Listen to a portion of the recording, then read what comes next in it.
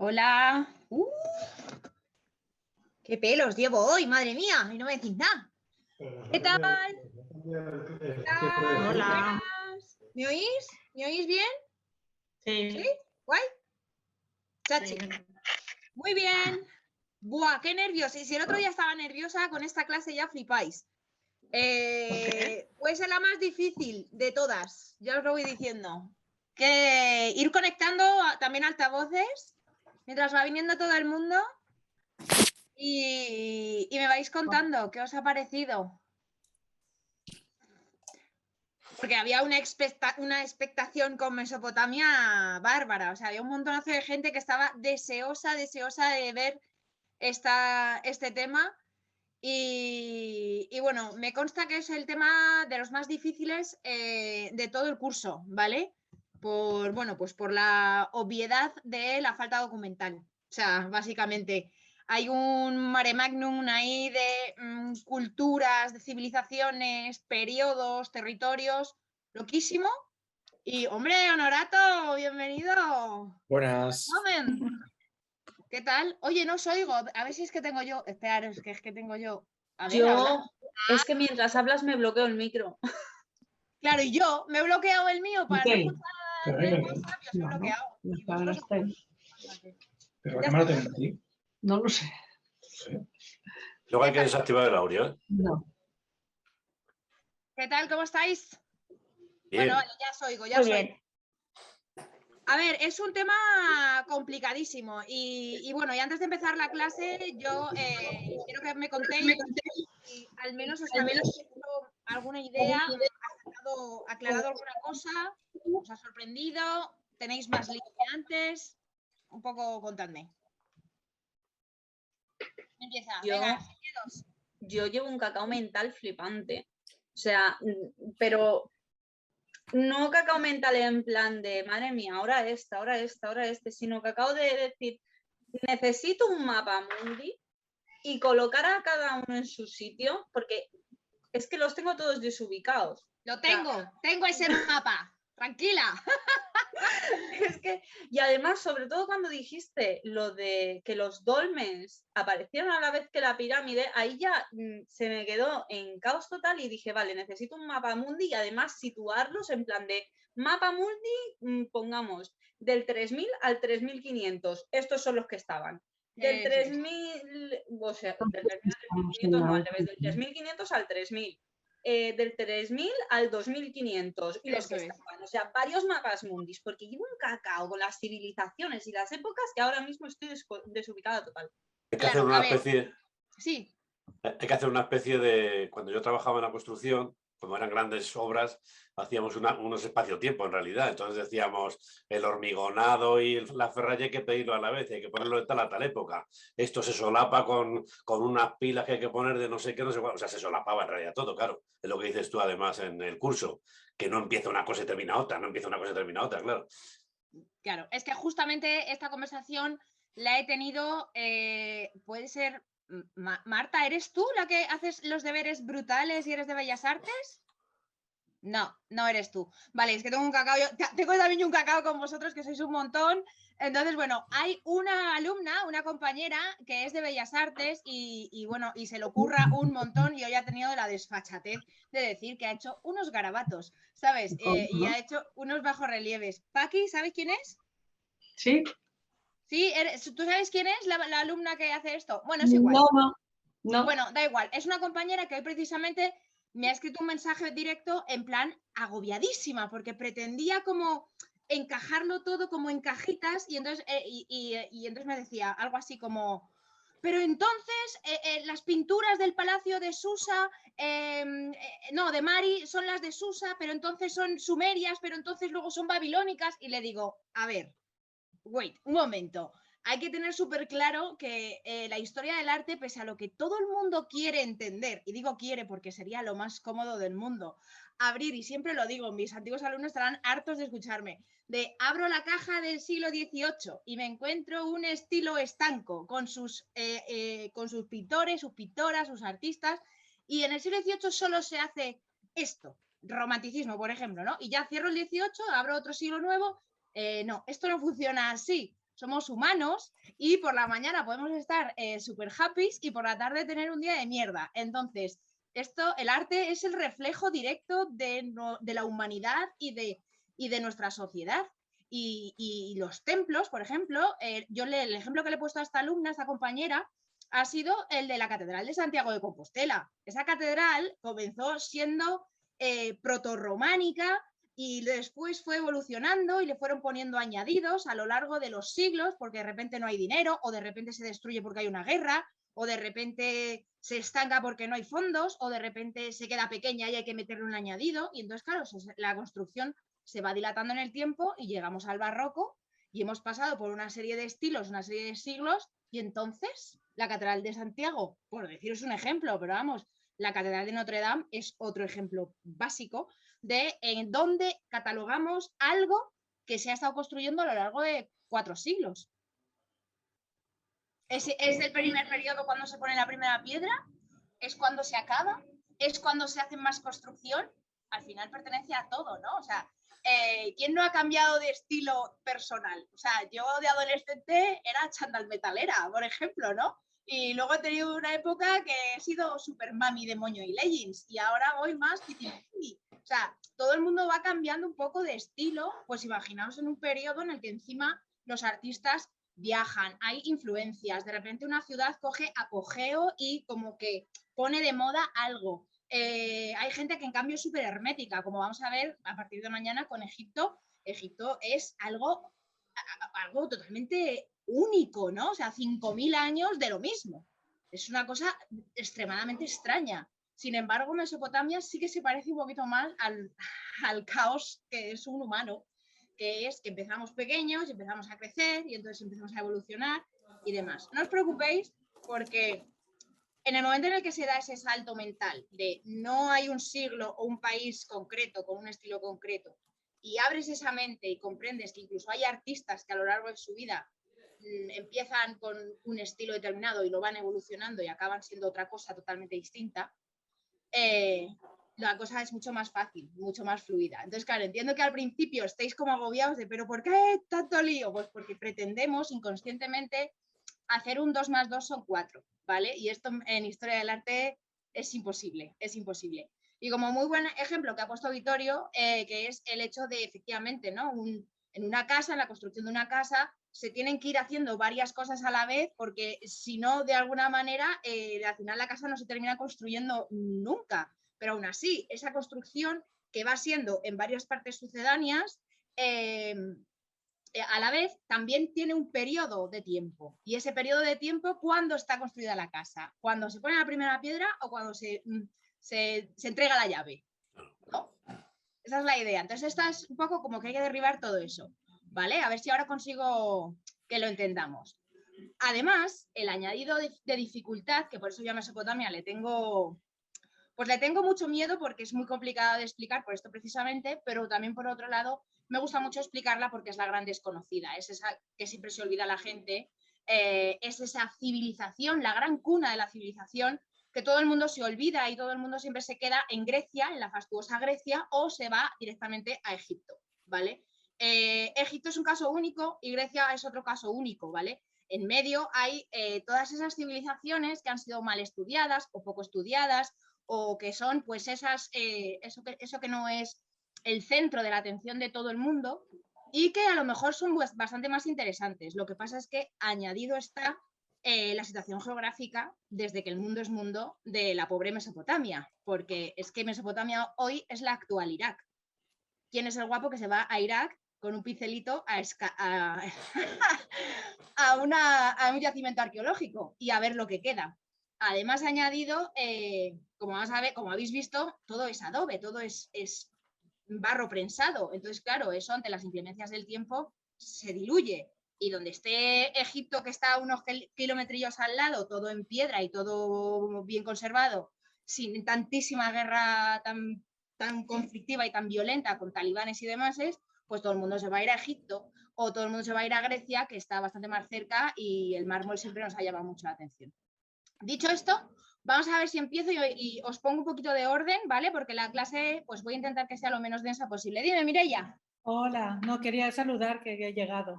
Ah, vale, pues bienvenida, bienvenida. ¿Vale? Bien hallada, muy bien, vale. Dicho esto, ¿alguna duda más así antes de comenzar y demás? ¿No? ¿Nada más? ¿Nadie me quiere comentar nada?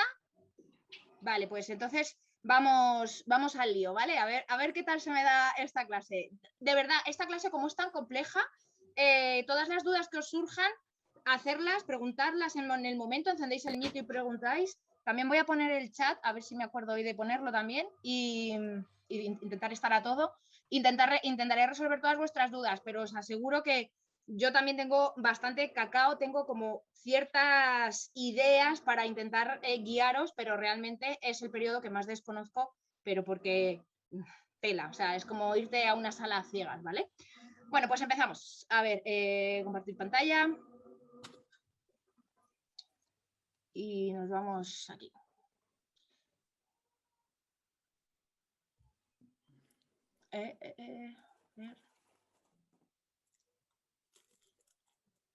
Vale. ¿No? ¿No se ve? A ver, ¿cómo ir esto?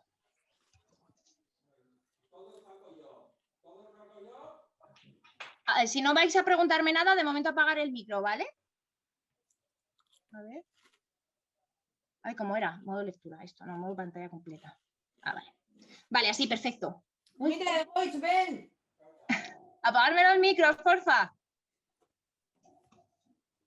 Ahora. Vale. Bueno, hemos puesto, a ver, para lo primero que hay que saber es eso, que Mesopotamia es de alguna manera la primera gran civilización que actúa como puente, ¿vale?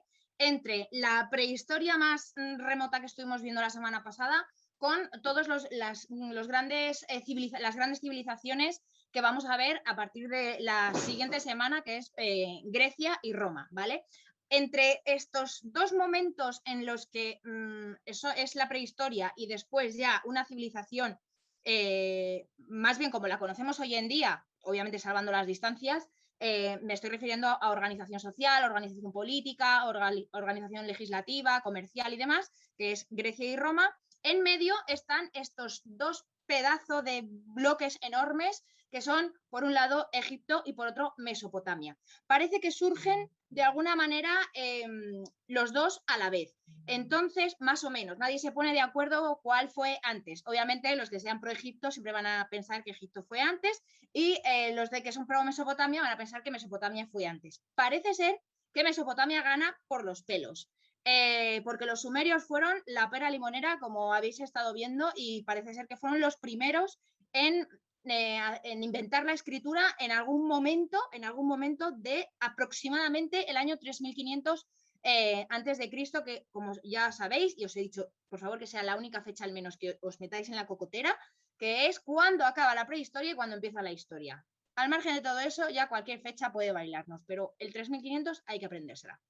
Vale, lo primero que os he puesto aquí, mira, ese mapa, ese fastuoso mapa que estábamos pidiendo y deseando tener, aquí os lo he puesto, ¿vale? Os he puesto dos mapas, de hecho están en Google y son una auténtica joya los dos. Por un lado, ¿vale? Por un lado, en el lado izquierdo tenemos el mapa que nos enseña qué es Mesopotamia desde el Imperio Sumerio hasta el Imperio Babilónico incluidos, ¿vale? Y después, por otro lado, va Persa, va el Imperio Persa.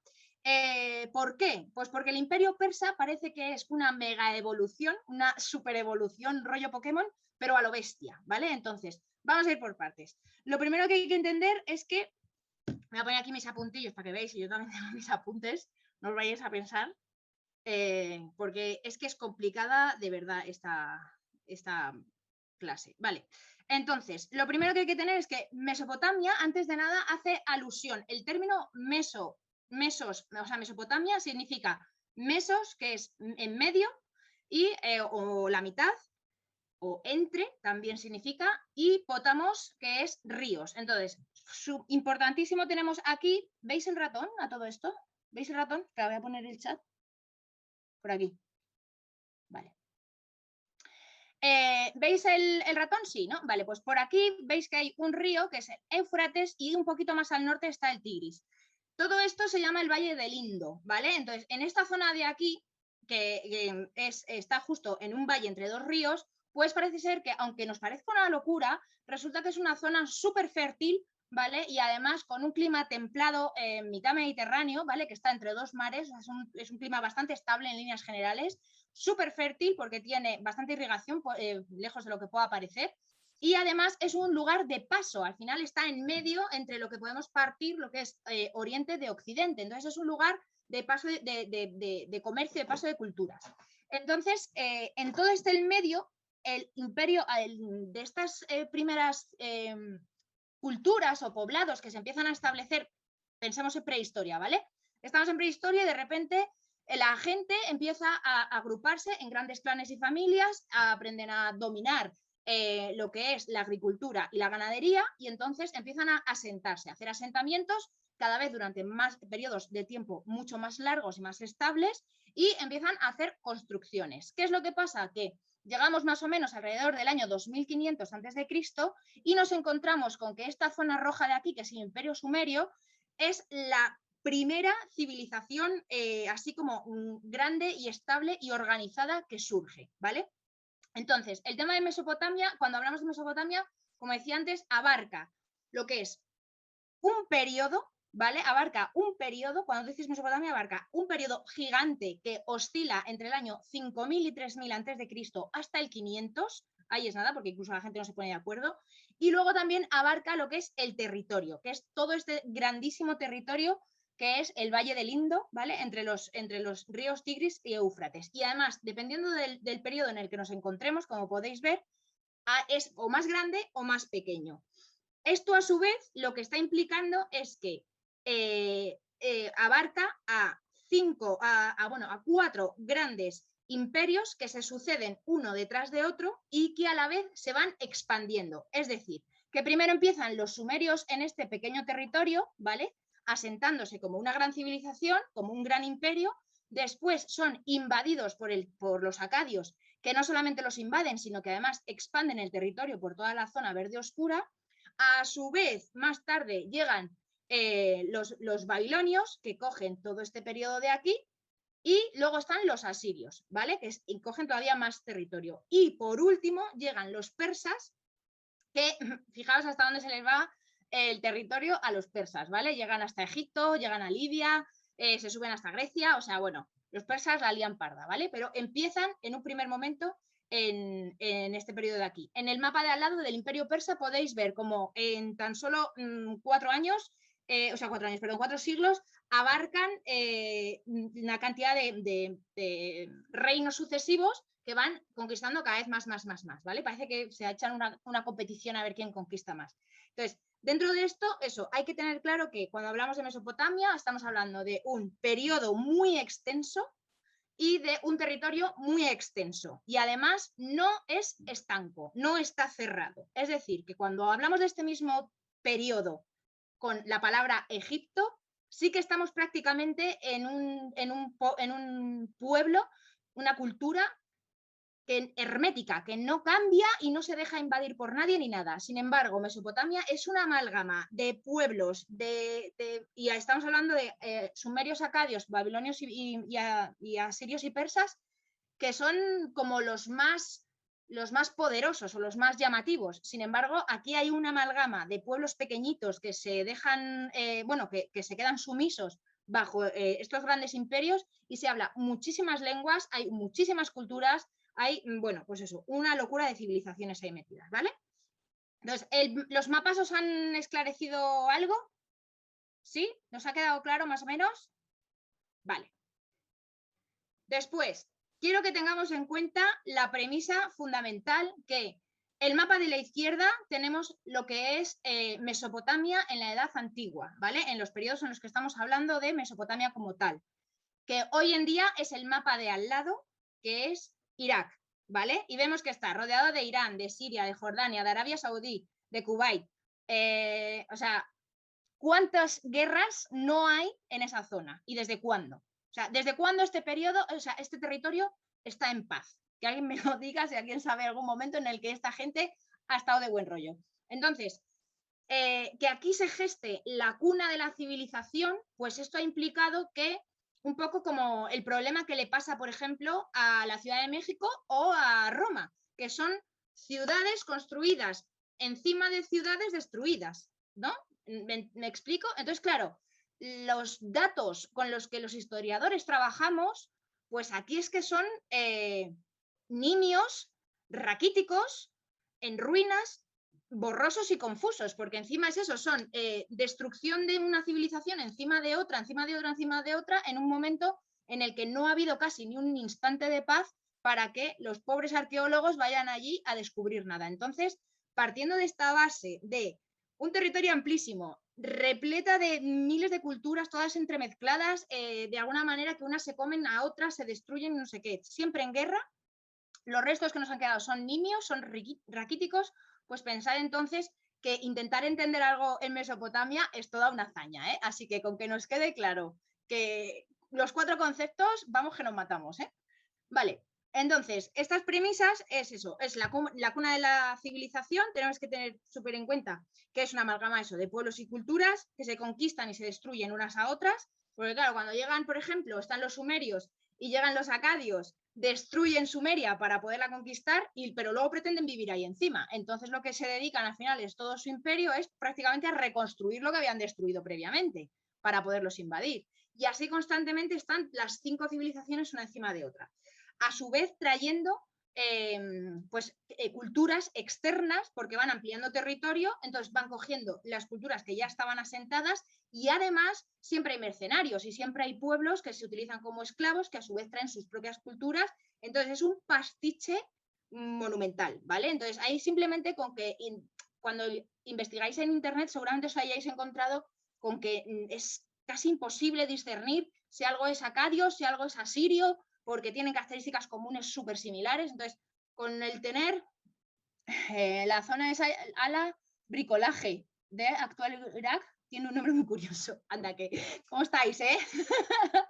Sí, no, los nombres además no nos facilitan para nada las cosas, ¿eh? Porque aprenderte los nombres de Asurbanipal, el único que es fácil es Darío, pero el resto son Asurbanipal, Artajerjes, Jerjes, Nabucodonosor y demás, es complicado, no nos lo han puesto nada fácil. Pero bueno, dicho esto, entonces, con que tengamos en cuenta esto es súper importante. Al margen de que sean civilizaciones súper bélicas y súper destructivas y que nos cueste muchísimo llegar a comprender o a entender más lo que es su historia de una manera desmenuzada año por año, como nos gusta a nosotros en Occidente, que es tener todo bien organizadito y esquemático, es importantísimo saber que efectivamente son la cuna de la civilización por un montón de cosas que se iniciaron allí y a día de hoy prácticamente seguimos utilizando casi con pequeños matices, ¿no? Con muy pequeños cambios.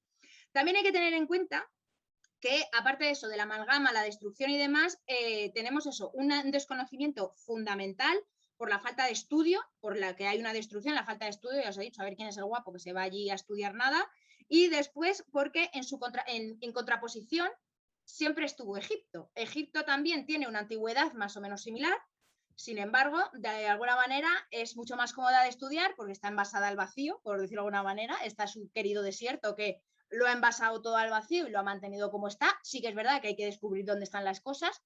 Ya veremos la semana que viene que se supone que hay nada más que un 10% excavado o hallado de lo que realmente supone Egipto antiguo. Pero realmente estamos ante una cultura súper exótica, ¿no? Porque Egipto es como, vamos, una cosa única, no hay nada igual en todo el mundo. Está un poquito más cerca de Occidente, tiene muchísimos menos peligros hablando bélicamente, hablando en términos de guerra, y además no estuvo mal hablada y mal criticada en la Biblia, ¿vale? De hecho, tuvo una posibilidad un tanto privilegiada en la Biblia. Sin embargo, todo lo que se sabía de Mesopotamia hasta el siglo XIX fue lo mal que se hablaba de ella en la Biblia. Es decir, que la Torre de Babilonia era, bueno, o sea, era la cuna del vicio, la maldad, de las malas mujeres, la prostitución y demás. Entonces, esto es una idea muy importante, ¿vale? Porque mientras que en Europa, Grecia ya estaba siendo la niña bonita de la antigüedad desde el siglo XVII, es decir, que ya lleva unos siglos de ventaja de estudio y excavaciones, Mesopotamia realmente no se empezó a excavar hasta 1920. O sea, en el siglo XIX, a finales del siglo XIX, se empezó a poner un poco como medio de moda con esta idea de las colonizaciones y Napoleón, que hizo sus pinitos por Egipto, pues de alguna manera se empezó a hablar de otras tierras más lejanas y orientales que también tenían unas excavaciones muy interesantes, pero aún así, bien nos empezó hasta 1920 y luego ha estado de guerra en guerra y tiro porque me toca, más la destrucción talibana, que después lo vamos a ver también.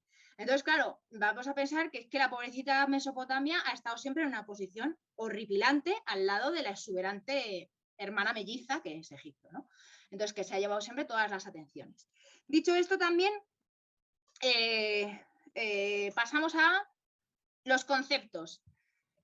Es que mirar cómo tenemos plan A, estudiar lo que pudo ser por un dibujo, o plan B, estudiar lo que queda a día de hoy. Es que es complicado, o sea, es la cuestión, la cosa está dificililla, ¿no? Entonces, hay que tener en cuenta, ¿vale? Que aún así hay que hacer un grandísimo ejercicio de imaginación para pensar que esto fue una de las primeras grandes ciudades de la historia que estaban en un lugar súper fértil, imaginaos esto, lleno de árboles exuberantes y demás, es porque además habían creado unos canales de irrigación, sabían de matemáticas muchísimo, sabían de ingeniería hidráulica un montón, acordad, bueno, el palacio este de Babilonia, los jardines colgantes de Babilonia, ¿no? Cómo llevaban agua hasta arriba del todo para que cayese y regase no sé cuántas plantas monumentales, porque si la puerta de Istar tenía ese tamaño, imaginaos cómo serían los jardines, ¿no?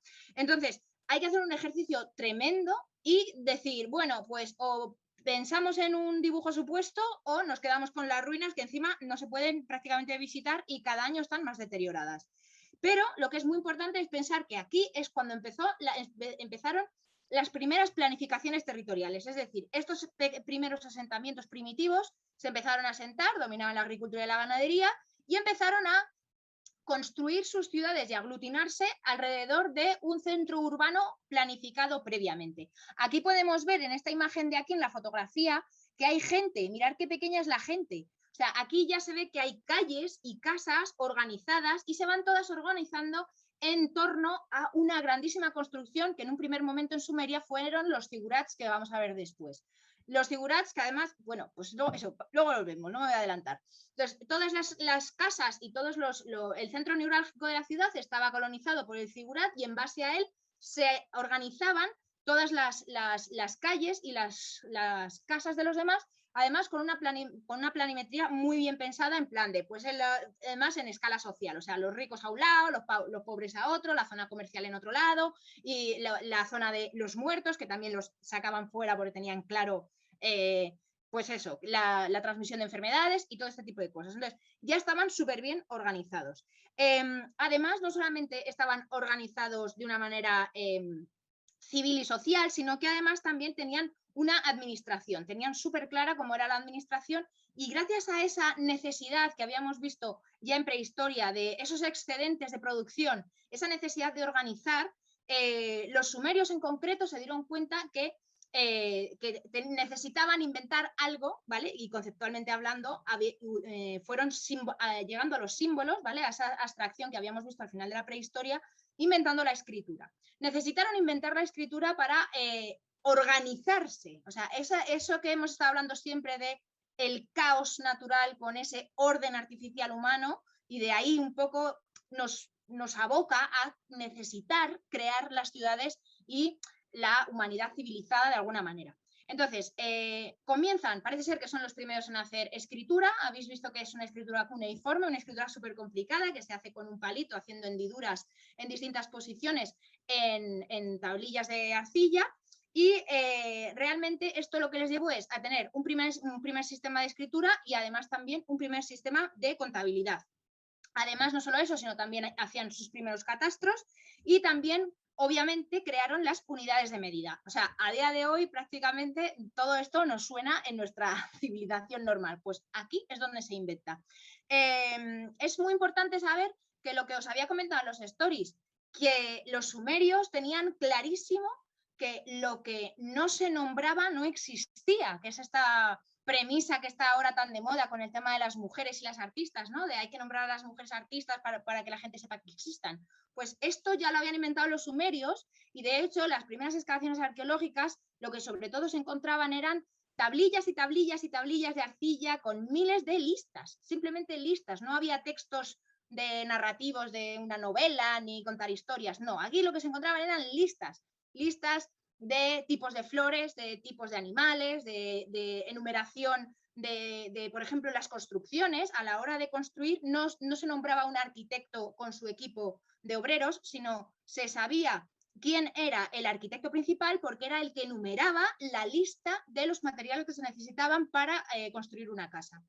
Entonces, si no estabas en la lista, no existías, entonces de esa manera organizaron el mundo de las ideas y organizaron su propio mundo en base a todo lo que estaba escrito. A todo esto, mientras que esto estaba ocurriendo, en Europa, ahí es donde viene lo que ha comentado antes la compañera, mientras todo esto estaba pasando, en Europa estábamos todavía que no habíamos puesto ni el primer menhir en pie. Y entonces ahora, claro, es como de ¡boom! ¿Vale? Es complicado de entender, pero claro, es que esto es como en una clase. No todos vamos a la misma velocidad aprendiendo, no todos los niños se desarrollan a la vez en una misma aula, ¿no? Hay unos que empiezan a andar más tarde, otros que empiezan a andar más pronto, otros que no gatean nunca, otros que se tiran gateando un año. Pues esto es un poco igual. En el norte de Europa, que somos tan divinos de la muerte, pues resulta que en Mesopotamia y en Egipto nos llevaban milenios de ventaja. Milenios, porque mientras todo esto estaba pasando en Sumeria, también estaban en Egipto organizándose para construir las megapirámides de Giza, que las vamos a ver la semana que viene. Entonces, no le quiero quitar mérito a poner un menhir de pie, que ya sabéis que tiene que ser bastante complicado. Pero claro, pongamos en una balanza que estaban ocurriendo estas dos cosas de una manera simultánea y Stonehenge mola mucho, pero me vas a comparar con Cataluyuk. Pues va a ser que no, ¿sabes? O con la muralla de Babilonia, por ejemplo. Entonces, bueno, esto es verdad que al principio cuesta mucho entender esta idea de que las cosas pasan de una manera simultánea y no siempre llevan un nivel de desarrollo tecnológico, y lo pongo entre comillas para que la gente no piense que es mucho eso, pues que es una mierda Stonehenge al lado de esto, porque tampoco, pero hay que tener en cuenta este tipo de cosas, que las cosas pasan a la vez y no pasan, o sea, pasan de manera simultánea, pero no pasan todas en un orden tecnológico o de una manera lógica que nosotros creemos. Al igual que la prehistoria, cuando empiezan a pintar, no empiezan a pintar de una forma esquemática, sino que empiezan de una manera más naturalista y pasan a la esquematización, porque esquematizar es más complicado que dominar la técnica del natural, ¿vale? Al final no deja de ser una técnica. El salto simbólico ya es un ejercicio mental, es mucho más difícil, ¿vale? Entonces, vale, esta idea, pues, madre mía, voy a estar derribando murallas en vuestras cabezas todo el curso. ¡Qué maravilla! No me odiéis, pero es así. De hecho, los últimos mamuts convivieron en tiempo con los primeros mesopotámicos y egipcios.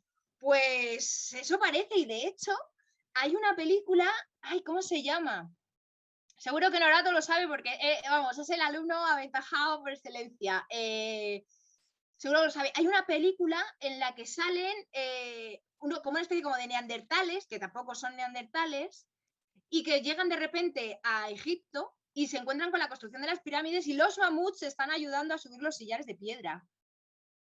Eso, y en China también nos lleva ventaja, ¿no? Contando Egipto y Mesopotamia, quizá pelotera también. A ver, claro que sí, lo que pasa es que yo de Asia, cero pelotero, porque Asia en la carrera, al menos en la Complutense, pretendían darnos todo Asia, o sea, desde la prehistoria hasta la edad contemporánea, y todos los países que involucran cuando hablas de Asia, ¿vale? Que lo mismo, de Asia estás hablando de un territorio gigantesco, ¿no? Pretendían darlo en 4 meses, ¿vale? Entonces, llegar de la nada y aprenderte todo eso en 4 meses, pues como que en la segunda clase la vida se me hizo bola y con la India y ya dije, me fui porque me pareció demasiado para mi body. Así que sí que es una de mis asignaturas pendientes. Pero sí, efectivamente en China también llevaban cierta ventaja.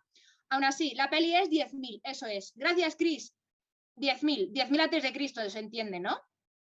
Vale, pues en esa película, por ejemplo, tiene ese momento en el que mezclan a un tío vestido con pieles y taparrabos que se le prevé que es un prehistórico y de repente llega a Egipto y se encuentra a tíos súper civilizados y exuberantes y súper elegantemente vestidos y están construyendo las pirámides de Giza y los mamuts les están ayudando, ¿no? O sea que hay un poco, al principio puede parecerte una ciencia ficción de vaya salto anacronismo que se ha marcado aquí el director de la peli, pero realmente tiene mucho más de real que lo que hasta ahora hemos aprendido.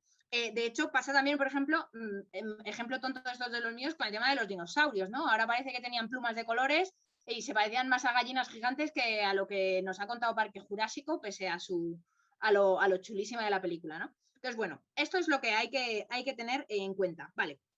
Dicho todo esto,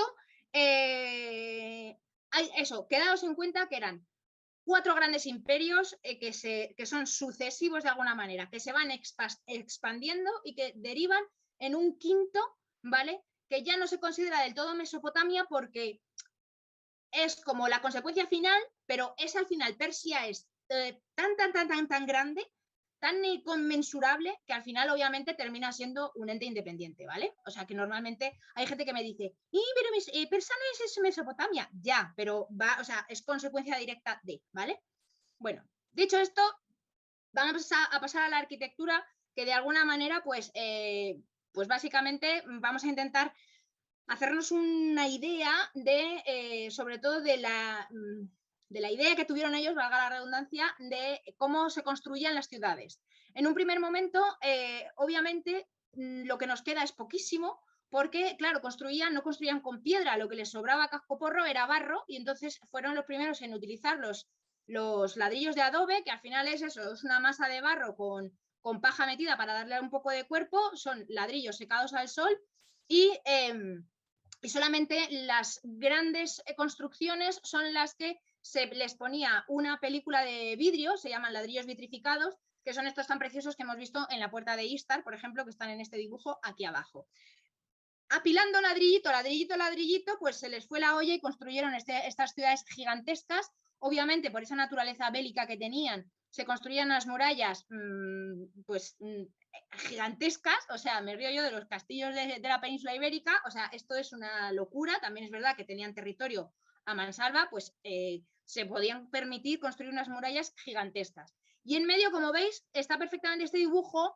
Me ha gustado mucho porque delimita muy bien lo que es como el zigurat, como que de alguna manera preside toda lo que es la ciudad, ¿vale? Como alrededor de ella se van organizando las distintas construcciones, incluidos los jardines, ¿vale? Que le daban muchísima importancia al tema de la organización de los jardines, y después se van organizando edificios con más importancia, ¿vale? O a medida que van bajando de importancia, y después está la ciudad perfectamente organizada fuera de una segunda muralla perimetral.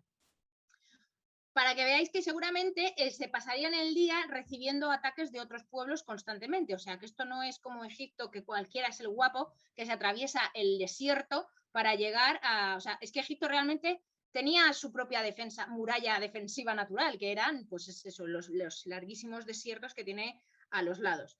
Ya veremos también mañana, la semana que viene, cómo la propia geografía también de Egipto, organiza de alguna manera el país, ¿vale? Y vertebra el país. Bueno, dicho esto, pues eso, lo que es muy importante es que las casas que habíamos visto el otro día en los stories, las casas sobre todo en Sumeria, comenzaron a organizarse ya pues de una manera bastante normal a día de hoy. La mayoría de las casas tenían una planta cuadrada con un patio interno, aquí ese patio de luces andaluz, y tenían una media de 90 metros cuadrados. Hola, pisito normal, España media, ¿vale? Eran casas de 90 metros cuadrados con un patio interno, y la propia orografía del país, con estas tormentas de arena y con estas sequías tan intensas, fundamentalmente las calles eran súper estrechas, prácticamente ni existían, y se aprovechaban los muros aledaños de la casa de al lado para construir tu propia casa, y al final la gente se movía por los techos de las ciudades. Ahí os puse el ejemplo que me llamó muchísimo la atención de una película, una de las últimas películas que hizo Spielberg, que es así rollo futurista y tal, que las casas o las chabolas están construidas como en altura y la gente se comunica por los tejados, ¿no? Y fue una idea de, Joder, Spielberg siempre se inspira en el pasado, en las culturas antiguas para llevárselas como con una vuelta de tuerca hacia el futuro, ¿no? Me mola un montón eso. Bueno, pues con dicho este paralelismo, para que veáis que por un lado están las casas súper bien organizadas, ¿vale? Al tener los muros prácticamente cerrados y las ventanas solamente abiertas hacia el patio interno, esto lo que hacía es que la propia luz natural se distribuía por toda la casa de una manera prácticamente igual, ¿vale? Y además eso generaba las corrientes de aire para refrescar. Aparte que obviamente así, si solamente tienes una entrada por lo que es el tejado de la casa, tienes quizá menos posibilidades de que te entren por cualquier ventana lateral o por la puerta de casa, ¿vale? O sea, por el tema de las protecciones, que aquí ya veis que se lo tomaban bastante en serio. Aparte, lo del tema de la administración, como ya os he dicho, eran ciudades que tenían súper claros todos los edificios más civiles o institucionales y todo se organizaba en torno al zigurat. En los zigurats aquí tenemos una medio ruina reconstrucción del zigurat de Ur, ¿vale? Está construido, como veis, cerca del 2500 a.C., igual que Stonehenge.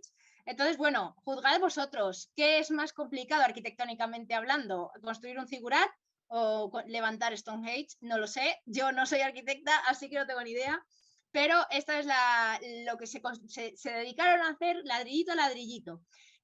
Aquí lo que estamos viendo es una especie como de reconstrucción de las menos agresivas quizá que yo he visto, y el problema que tenemos es que la propia palabra de zigurat, como los sumerios eran simplemente tan prácticos y se dedicaban nada más que a enumerar, no tenían tampoco estas ideas conceptuales que tenemos hoy en día, la palabra zigurat en sí misma solamente significa montaña en las alturas, es decir, es un país bastante llano y de repente se pusieron a poner una pila de ladrillos y construyeron una montaña que se veía desde todos los puntos de vista, y entonces el nombre en sí tampoco nos da ninguna pista, no es el templo de, no es la casa del dinero, no es, no sé, no es un lupanar, no tenemos ni idea realmente de lo que es, pero por eso precisamente se ha especulado muchísimo entre que sea una mezcla entre templo, ayuntamiento, también como han encontrado grandes oquedades internas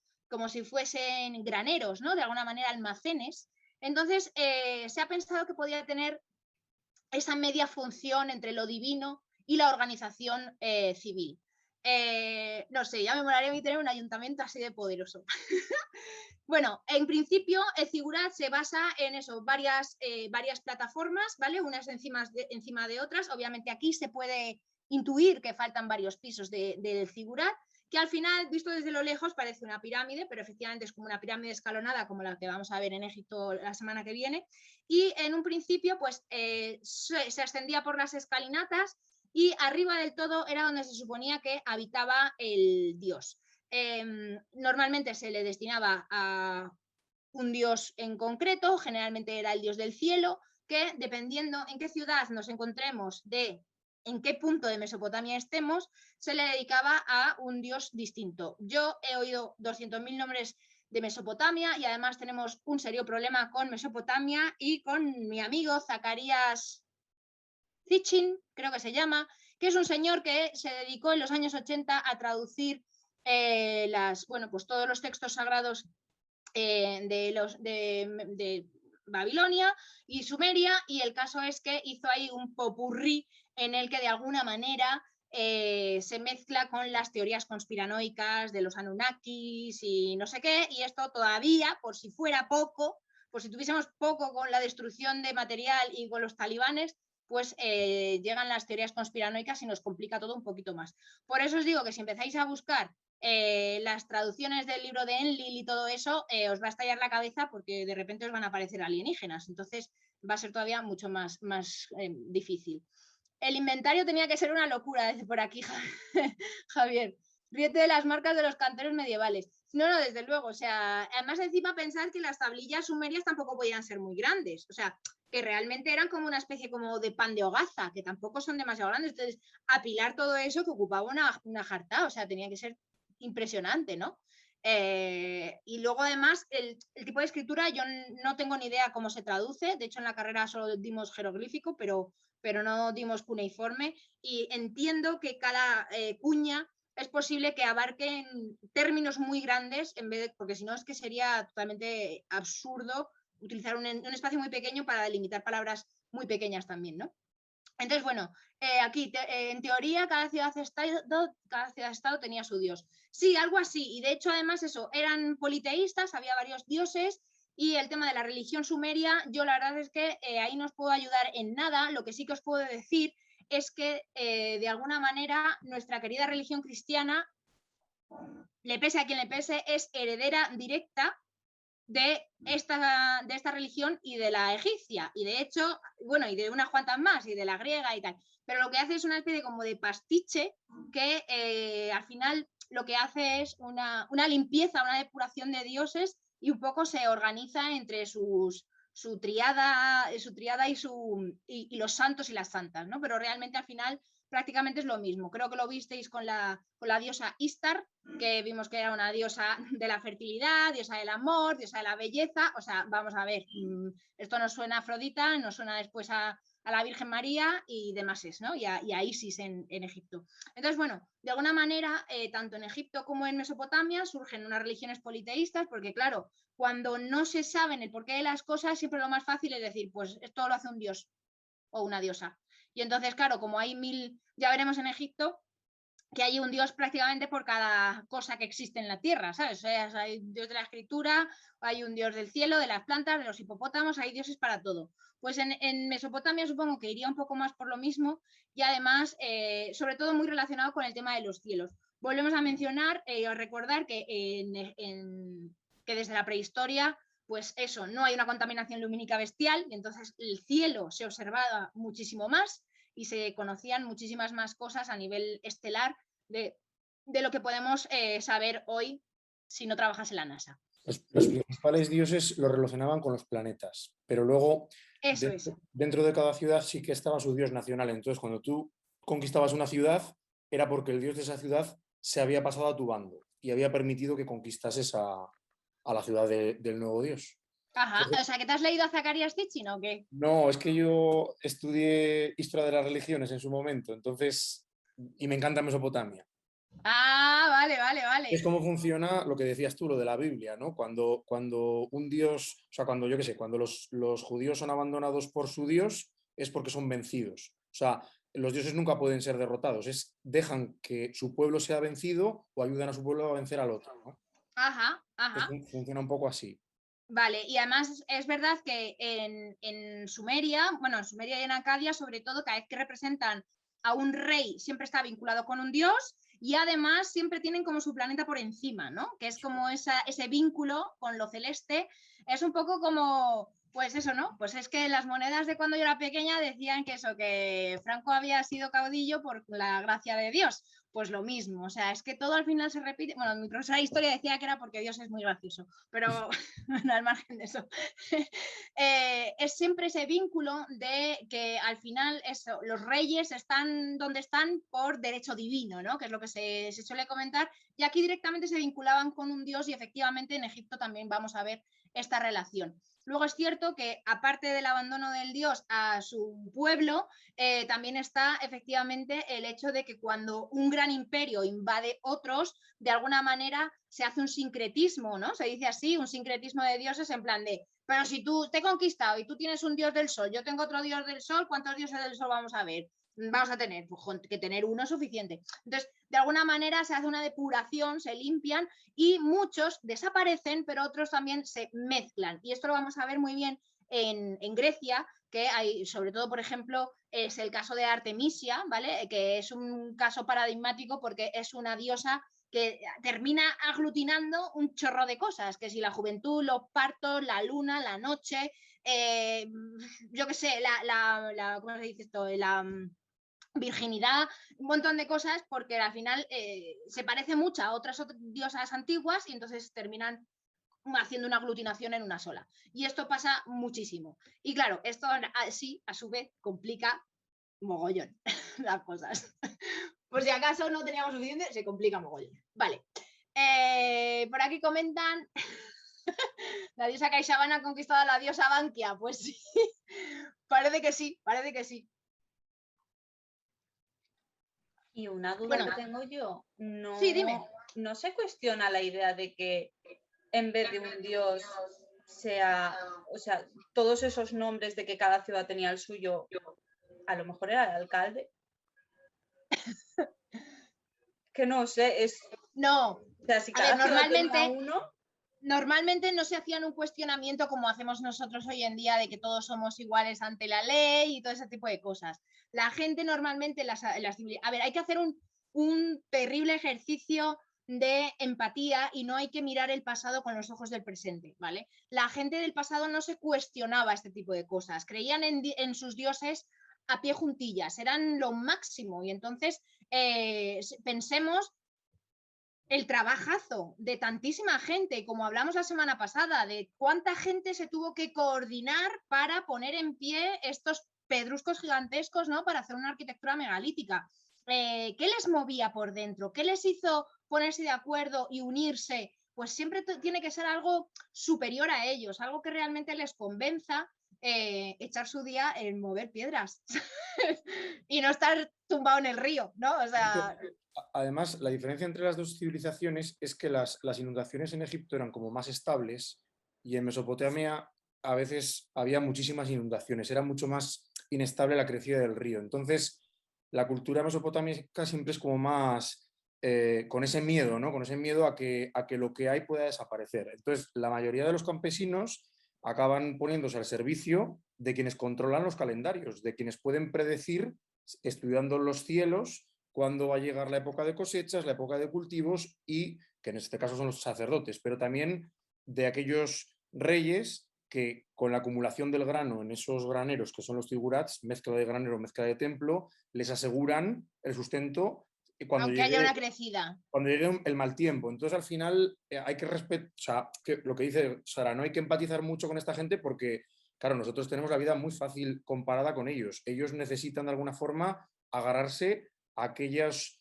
personas que controlan o que tienen contacto con los dioses. Y tener contacto con los dioses entonces es controlar los calendarios, las estaciones, las cosechas, saber y sobre todo guardar todo ese grano, todo ese excedente en el figurat para cuando venga maldada. Entonces, al final tienes que someterte a esos superiores, ¿no? Tanto políticos como religiosos. Es que va todo unido, vamos. Sí, o sea, la religión y el poder siempre han ido unidos y con ello va el dinero o más bien el sustento, ¿vale? Porque al final importa más el grano, que no deja de ser oro, ¿vale? Que no es amarillo, que al final es lo que te da de comer. Entonces, es que os viene a la mente cuando hablamos de hacer ofrendas, las ofrendas de flores a las vírgenes de hoy en día, en su día, hoy no hay que llevarle bizcochos, no es necesario, pero es que antes se les llevaba comida y esa comida, esos excedentes de grano, se llevaban a los zigurats donde se almacenaban y como vamos a ver en Egipto pasa lo mismo, los templos también al final tenían sus pequeñas, bueno, sus pequeños, que narices, sus grandes territorios donde vivían los propios sacerdotes que al final eran los que manejaban el cotarro, ¿no? Y además interesaba de alguna manera que hubiese muchos dioses porque cuantos más dioses, más sacerdotes puede haber, porque claro, así hay pues me invento X número de sacerdotes por cada dios. A más dioses, más sacerdotes. O sea, es que sota, caballo y rey. Así puso de punta los pelos a todo el mundo cuando llegó a Kenatón y dijo, ¿qué dioses? ¿Qué dioses? Uno, y soy yo. Claro, los sacerdotes dijeron, espérate, Mari Carmen, que nos quitan el cotarro. Entonces, esta idea es muy interesante. Y luego, además, los sacerdotes no solo controlaban el grano, también eran de los pocos que sabían escribir. Y por lo tanto, eran los pocos que sabían al final contabilizar las cosas. Y por otro lado, también manejaban a los mal llamados arquitectos, los que controlaban las matemáticas. ¿Qué pasaba efectivamente? Que lo vamos a ver también en Egipto, que es cuando, como bien ha dicho Javier, hay una crecida, esa crecida derriba las lindes de tu terreno de agricultura, se va el río, ¿vale? El río inunda tu prado, tu campo. Y cuando se va el río, porque vuelve a bajar la crecida, te encuentras con que tu parcela de cultivo se ha quedado sin lindes y se mezcla con la de tu vecino.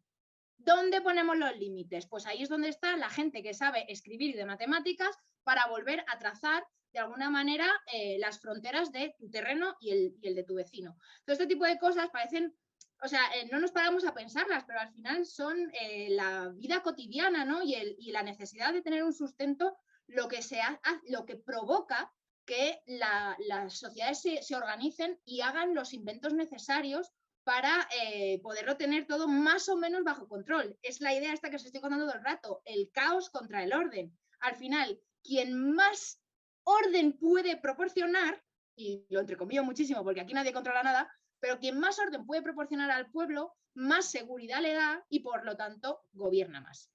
A ver qué estáis diciendo por aquí, que habéis cuántas cosas. Muy bien, muy bien, muy bien, a ver.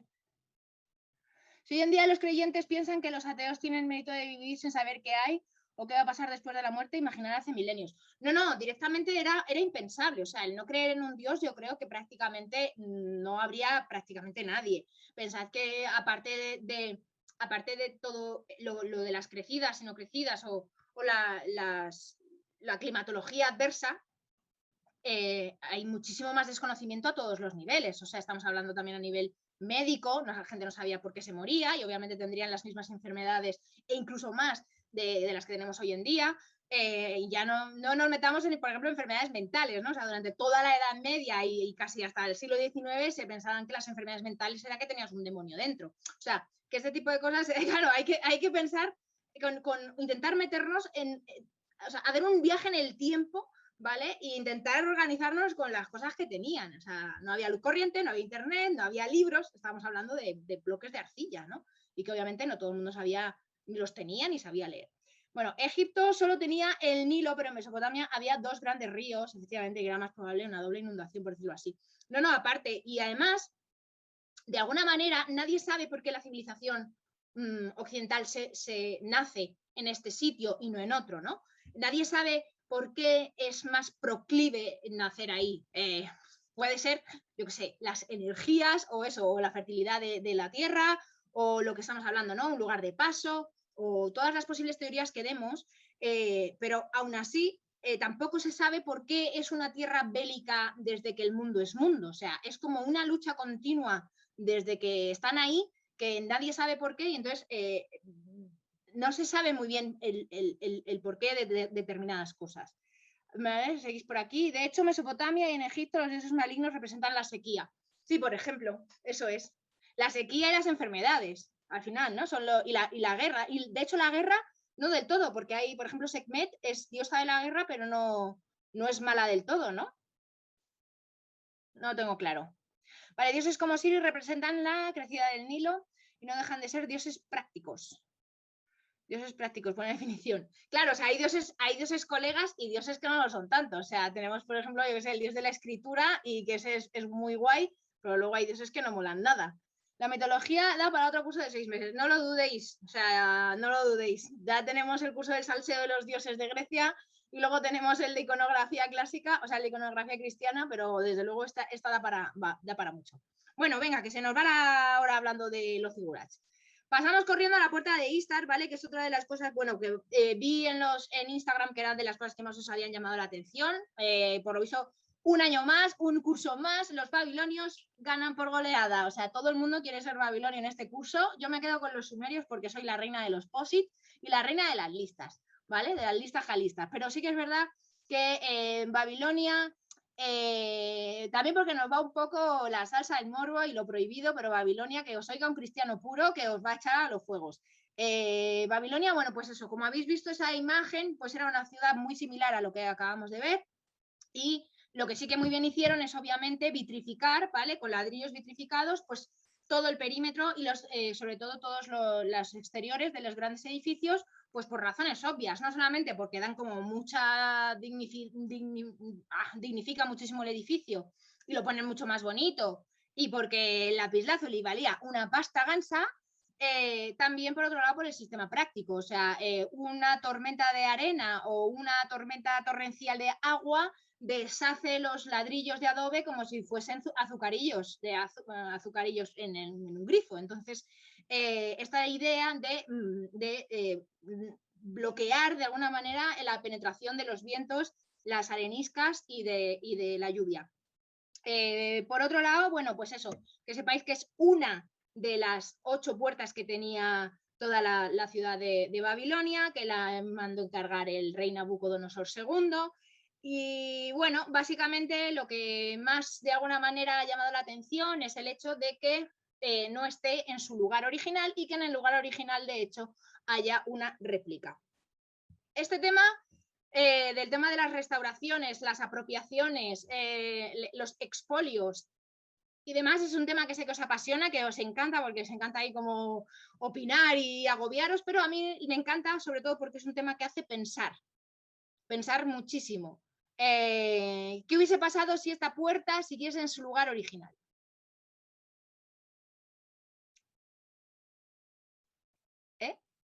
Pues posiblemente puede ser que no estuviese. Efectivamente, Maite, efectivamente. Entonces, ahora aquí entra el tema moral. Qué mal Egipto, ¿no? Que nos hemos llevado parte de Egipto. Egipto, si estuviese en su lugar, pues tampoco habría pasado nada, ¿no? Porque Egipto no están en guerras totalmente. Entonces, ¿por qué unos sí y por qué otros no? ¿Qué hacemos? ¿Prevalece la moral? ¿Prevalece la propiedad del propio territorio? ¿Prevalece la protección de la obra en cuestión? ¿Quién protege mejor la obra en cuestión? Da para otro curso, o sea, pero es una idea que me mola un montón que haceros pensar, porque luego está el tema de la restauración. O sea, desde luego, yo no he visto la puerta de Istar, no he tenido la suerte, espero verla pronto. Verla techada me horroriza. Pero también tengo que tener en cuenta que si es una puerta que tiene 5.000 años, no, bueno, no, 3.000, ¿no? 3.000, si es el 575 a.C., pues eso, 3.000 añitos, y si está a la intemperie, pues no estaría tan lustrosa como está, ni mucho menos. Pero claro, las obras se supone que se hacen para estar en un lugar concreto, su lugar de ubicación, y se hace con un objetivo concreto. Al desubicarlas y al cambiarlas de sitio, la obra obviamente cambia totalmente de significado. Pero es una idea muy interesante el hecho ese, ¿no? ¿Cuál es el criterio a seguir en restauración y en protección de patrimonio? Porque es una cosa que además también se mueve por modas. Porque no penséis que todo lo que hay en el British ellos lo ven como un expolio. Para nada. Es que justo te iba a poner ese ejemplo, porque es que precisamente aquí en Inglaterra creo que no tenemos nada propio.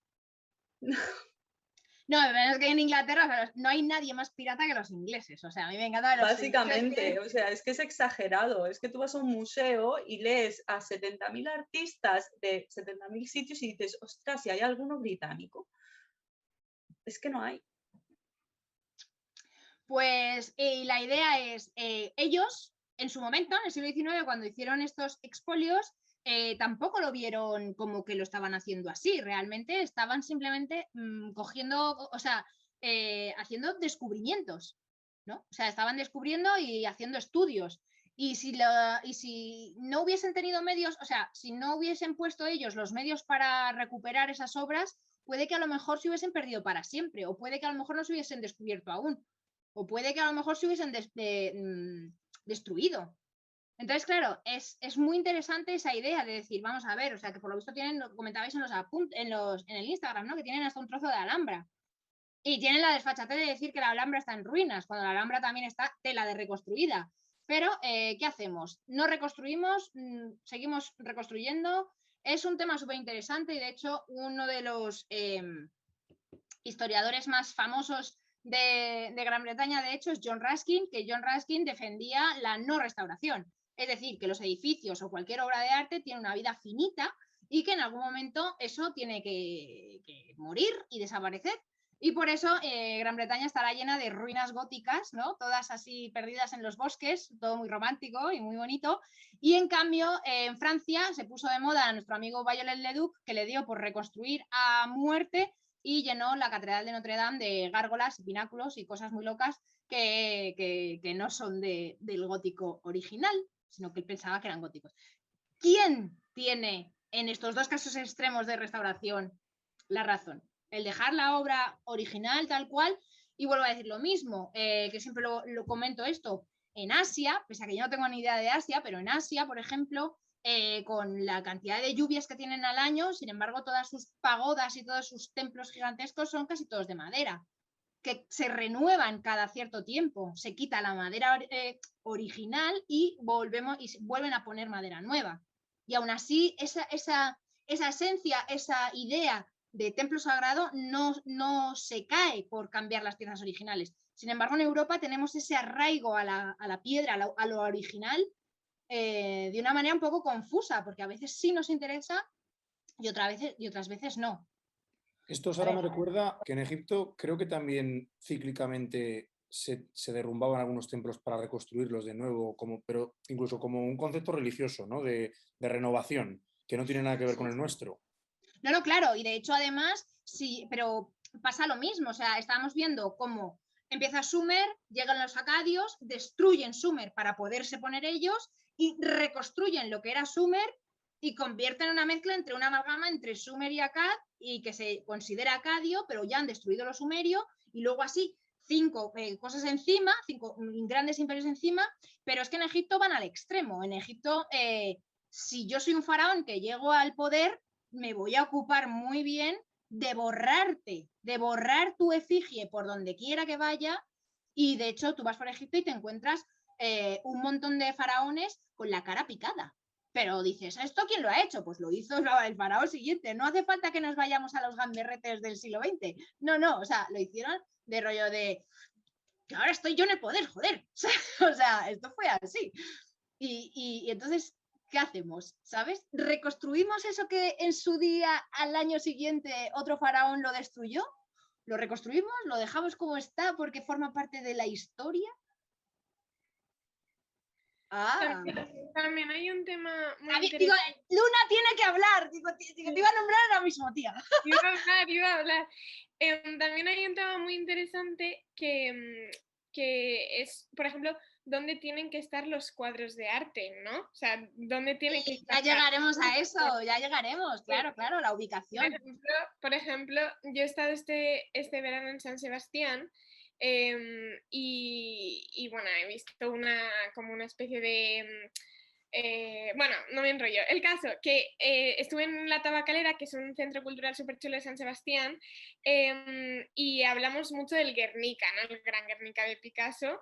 Y el Guernica de Picasso, que es un cuadro dedicado a lo que sucedió en Guernica, que es un lugar que está en el País Vasco, el Guernica jamás está en el País Vasco. O sea, nunca ha estado en el País Vasco, jamás. Eso por un lado. Y por otro lado, Pablo lo hizo para ponerlo en el Prado y no está en el Prado, está en el Reina Sofía. Entonces, ¿qué hacemos?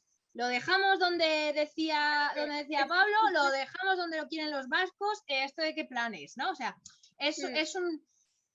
Da para mucho. Y entonces, pues, Mesopotamia me mola que sea al principio del curso porque prácticamente nos pone sobre la mesa, con sus lagunas y sus movidas, nos pone sobre la mesa un montón de cuestiones que forman parte de la historia del arte y que uno solamente se queda con la Gioconda, Picasso y Velázquez, ¿no? O sea, vamos un poquito más allá porque la historia del arte abarca muchísimas cosas en las que pensar, como por ejemplo estas. Y de hecho vamos a seguir, que son 10 y estamos por la puerta de Istar. Bueno, aquí por ejemplo, mirad qué ejemplo más bueno os he puesto. Os he puesto el Palacio de Persépolis. Esto es un chocho que no veas. O sea, tú te metes así a investigar el Palacio de Persépolis y dices, ¿esto de qué va? O sea, ¿esto qué es? De hecho, os he puesto 3 imágenes distintas. Mirad aquí, a ver, os muevo. Yo no sé si qué veis o qué no veis, pero aquí tenemos una imagen, otra imagen y otra imagen, ¿vale? Las he puesto demasiado juntas, yo creo.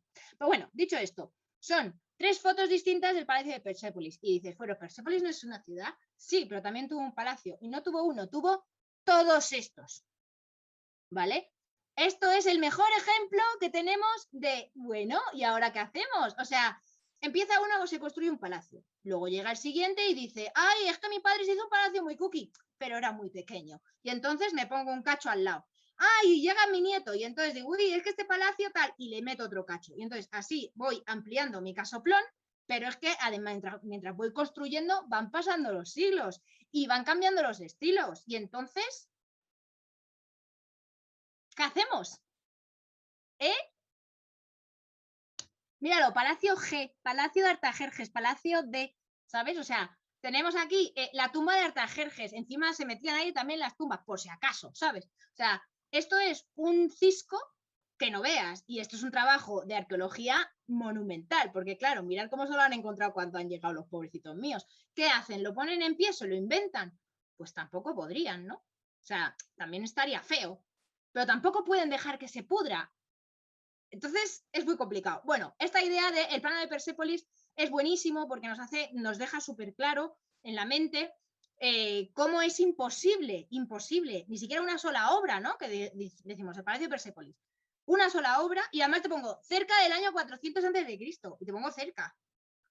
Ahí te la he hecho, ¿sabes? En plan de, cómetelo como quieras, porque también puede ser el 450, el 375, también puede ser el 500, ¿sabes? Entonces, es que hay construcciones que tardan hasta 3 siglos en completarse de alguna manera o incluso no llegan a completarse nunca. Entonces, esta idea es muy interesante para que tengamos en cuenta que no hay una cosa estanca.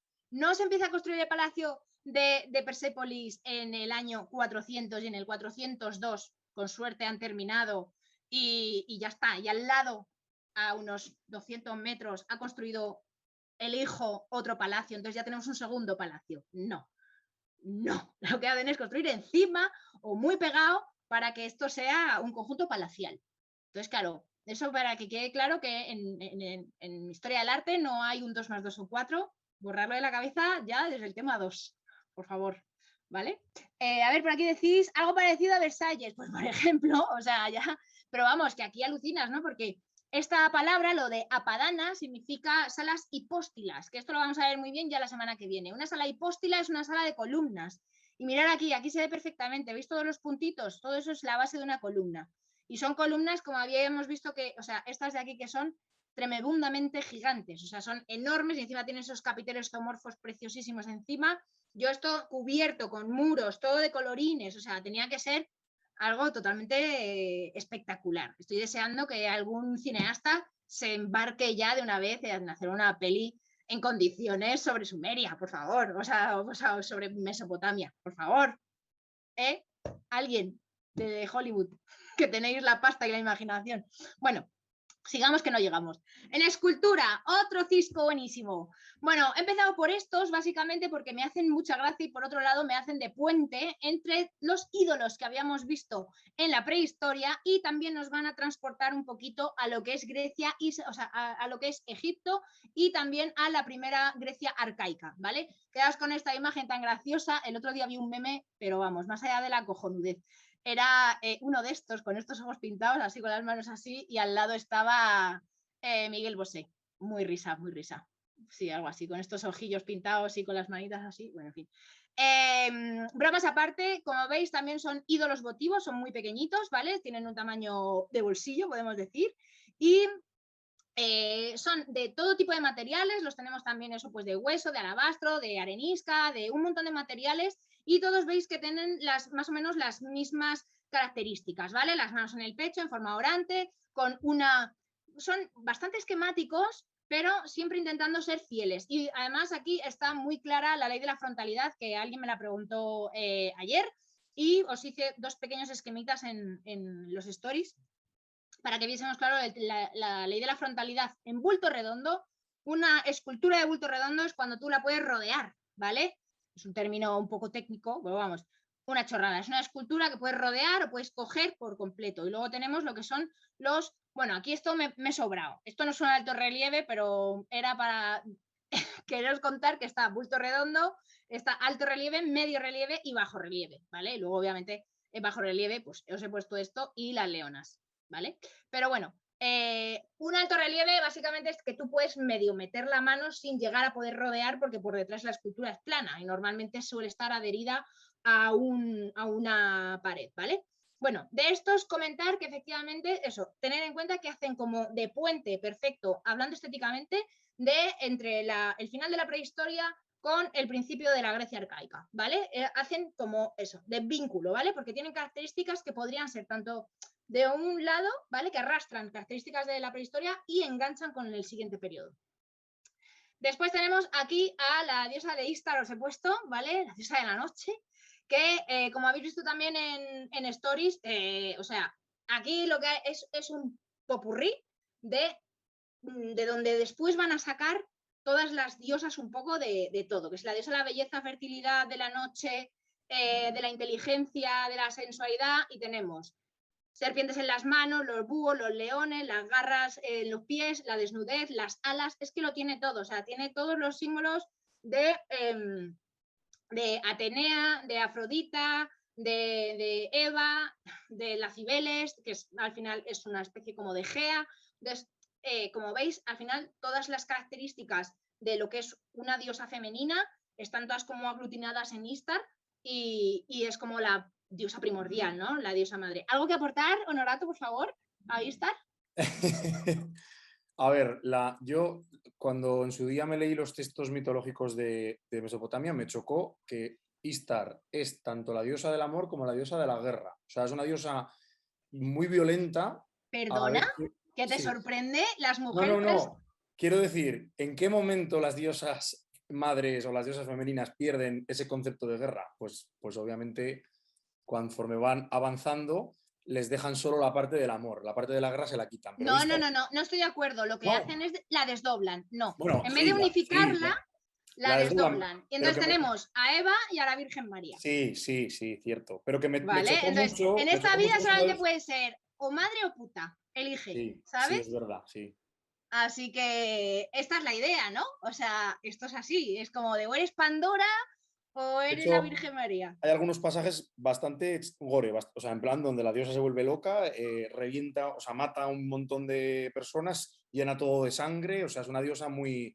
Pero claro, es que al final de la sangre y de la muerte y de los sacrificios nace la vida, o sea, el concepto en estas culturas es que de lo que muere acaban haciendo nuevas cosas. Por eso, si tú tienes que hacer un sacrificio, si el animal sacrificado es un toro, mejor, porque cuanto más fuerte, más bravo, más sangre saque el animal, mayor va a ser de esa muerte la vida que nazca, ¿no? O sea, entonces me gusta mucho Istar. A mí me mola un montón también por eso, pero es que es una idea, eso que comentas, de estas cosas, estas palabras que son antagonistas, por decirlo de alguna manera, ¿no? Que es el caos y el orden, la muerte y la vida. En estas culturas no tienen la aceptación, o sea, no tienen la misma idea, la misma significancia que tienen hoy en día.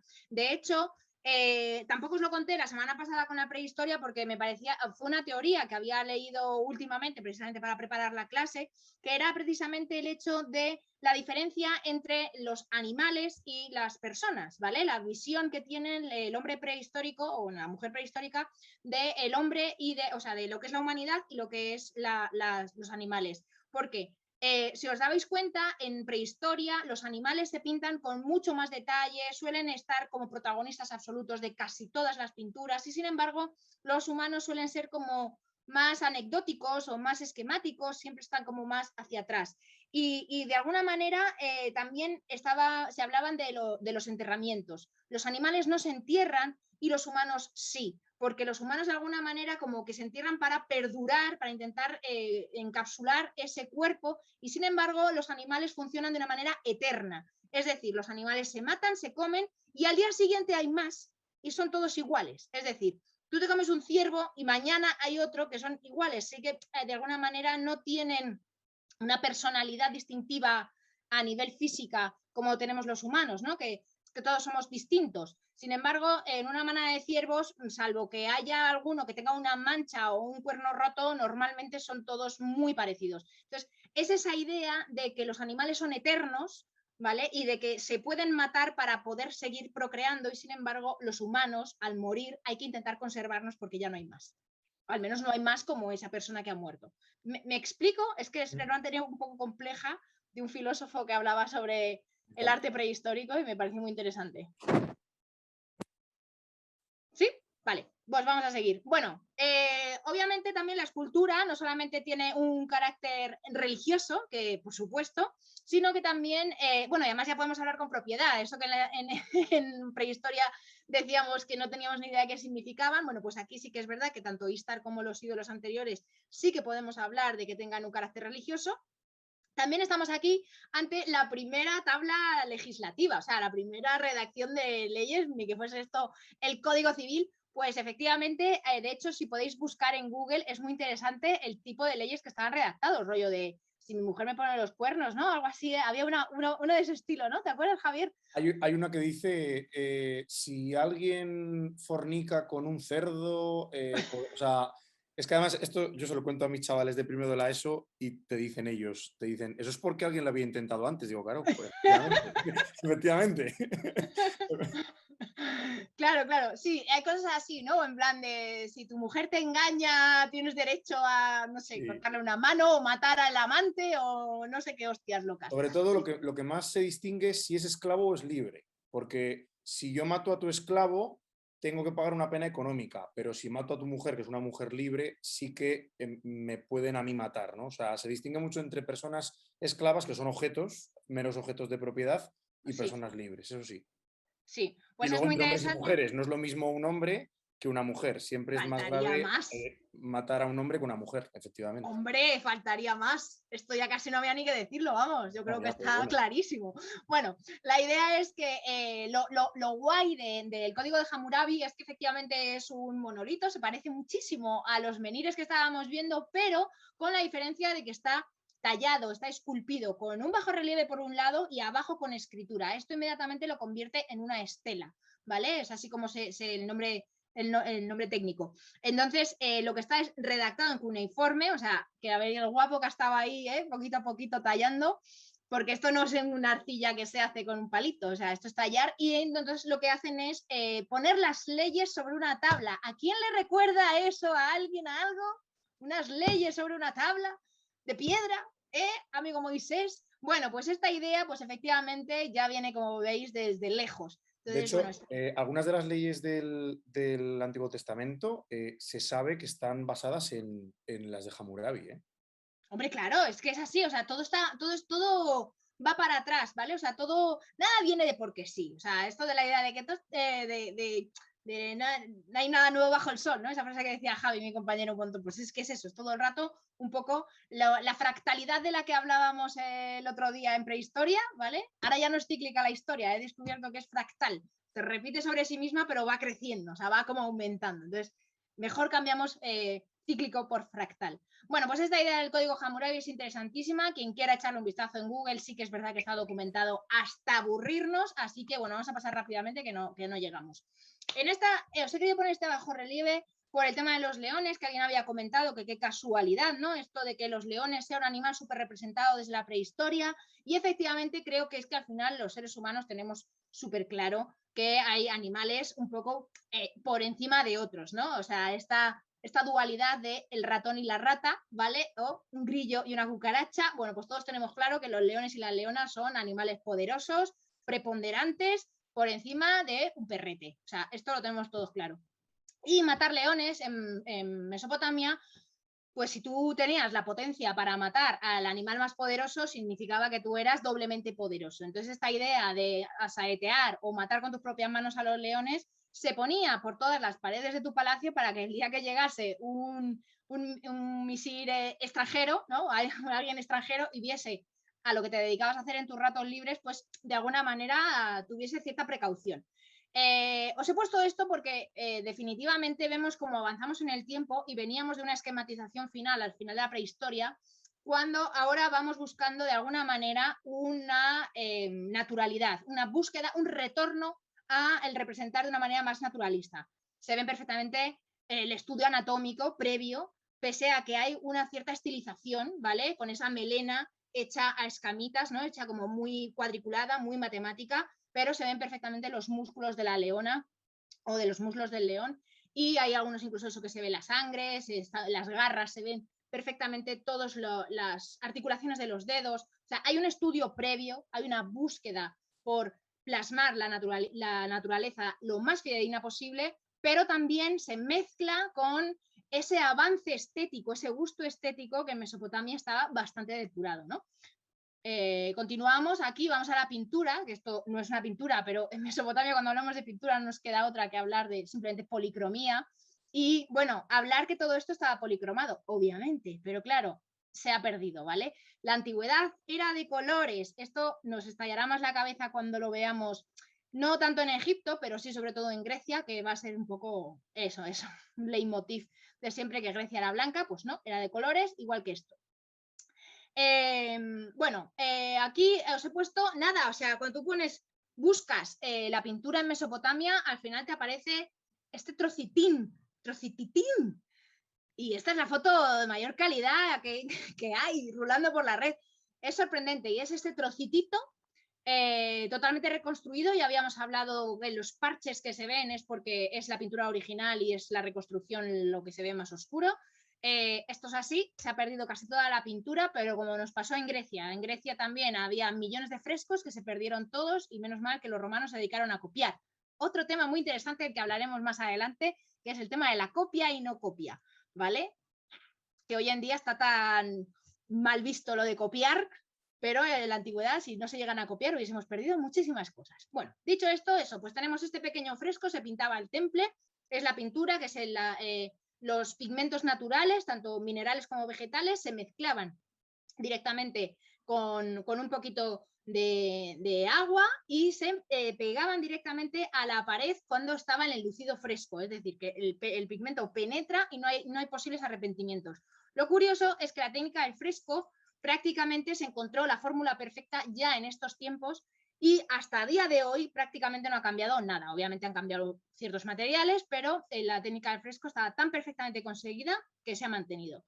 La pena, pues que obviamente al perder las cubiertas, al perder toda la protección de las propias pinturas, la intemperie se las ha llevado. Y hablamos de intemperie como algo normal, pero también los bombardeos también han hecho de las suyas. Bueno, y después os pongo este ejemplo que también lo hemos visto en el Instagram, que es súper chulo porque mola un montón, son los dos lados de lo que se conoce como el estandarte de Ur, se llama taracea, que es una técnica de incrustación, es una mezcla entre mosaico, que tampoco, sino son incrustaciones de distintos materiales que se encajan como un pequeño puzzle para realizar estas policromías, ¿vale? No es pintura, son incrustaciones de trocitos, de piezas de materiales varios, desde maderas, se puede hacer con trozos de nácar, se puede hacer con piedras preciosas, se hace con un montón de cosas.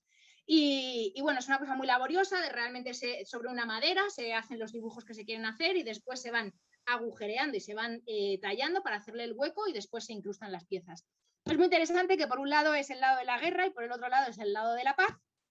Obviamente el lado de la guerra se ve perfectamente aquí con los carros de combate, que van con todas sus armaduras, y aquí abajo pues ya están todos más tranquilos, ¿no? Que está aquí el señor emperador o quien sea, el rey del territorio, y que va recibiendo pues con todos sus misires o con toda la gente de alto standing, están recibiendo todas las ofrendas que le hacen el pueblo, ¿veis? Como vaquitas, terneros y grano y demás.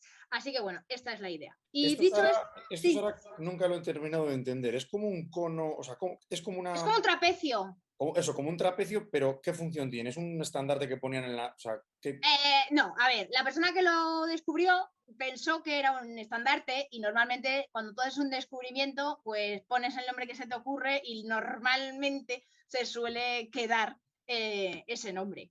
Esa es la idea.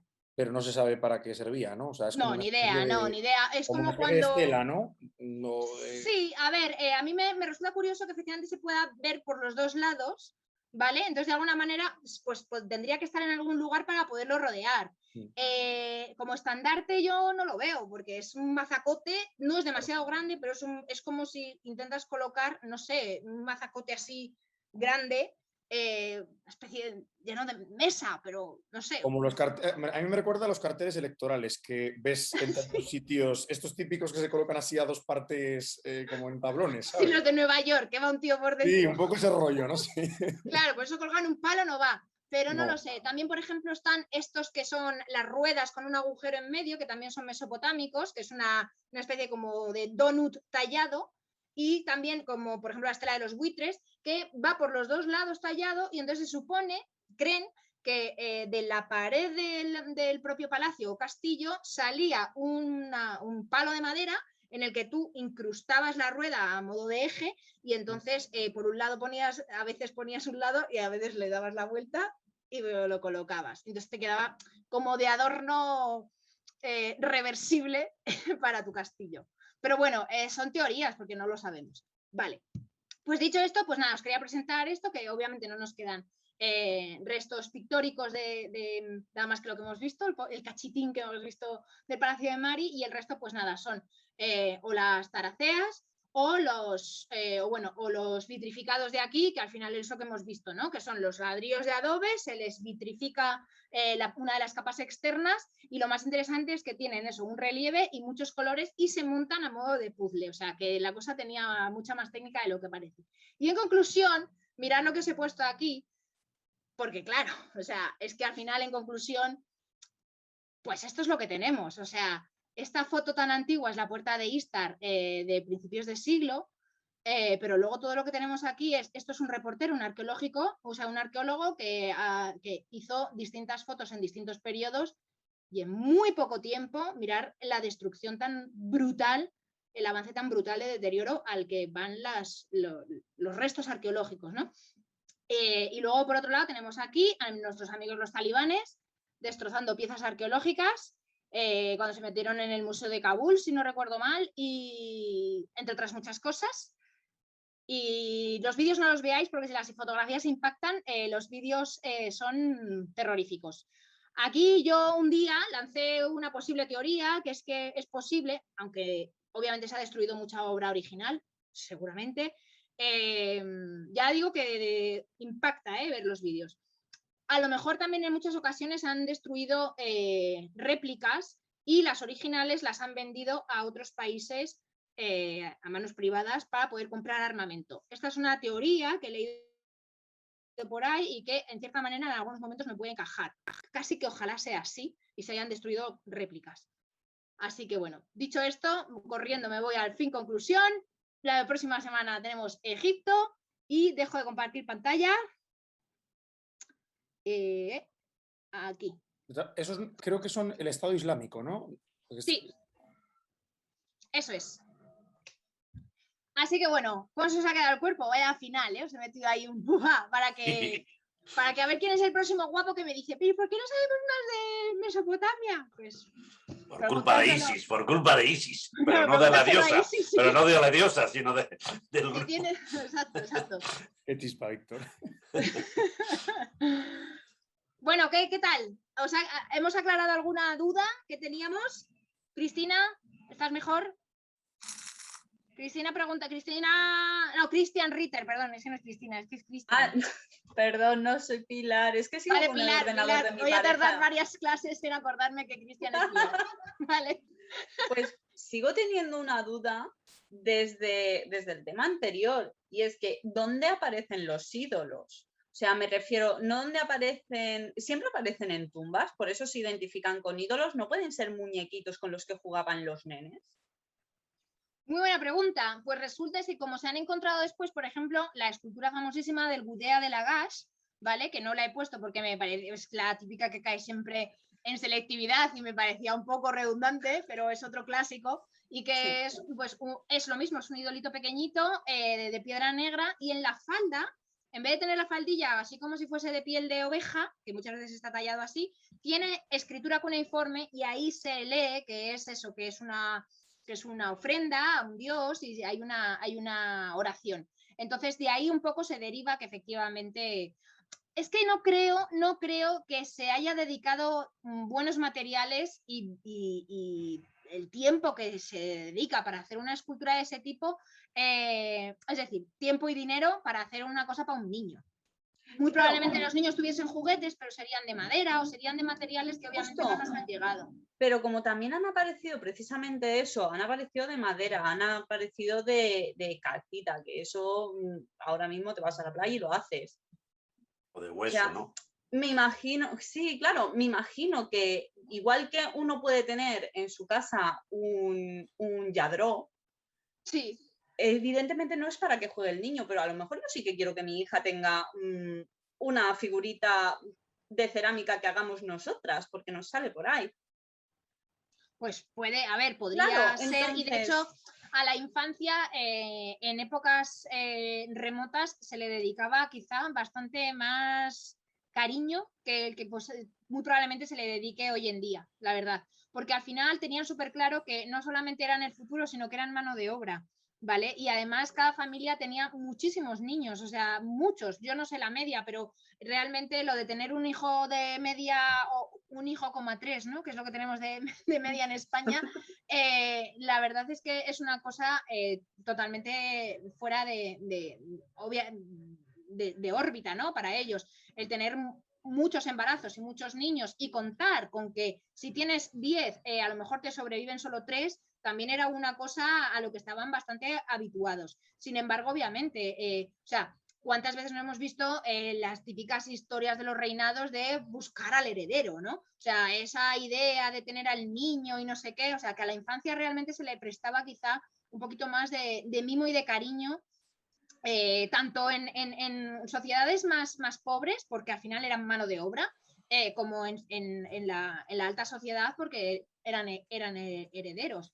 Entonces, pues me mola tu idea, lo que pasa es que no te lo puedo confirmar y efectivamente parece ser que de las ideas más establecidas es que son dioses, todo va en torno a una divinidad, a una energía superior, a un ente superior.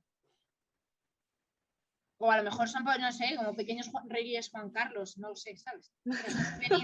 Son souvenirs. Cuando ibas al Figurat, una vez al año a llevar tu alpaca, ¿Qué le llevabas de vuelta a casa? Claro, Que digo que eso, cuando ibas una vez al año, ¿qué llevabas de vuelta a casa para decir, mira, he estado? Claro, es como cuando vas al Pilar y te llevas la medida del Pilar, pues lo mismo, pues si vas una vez al año al Figurat para llevar tus kilillos de excedente, de ofrenda, pues te llevabas un idolillo.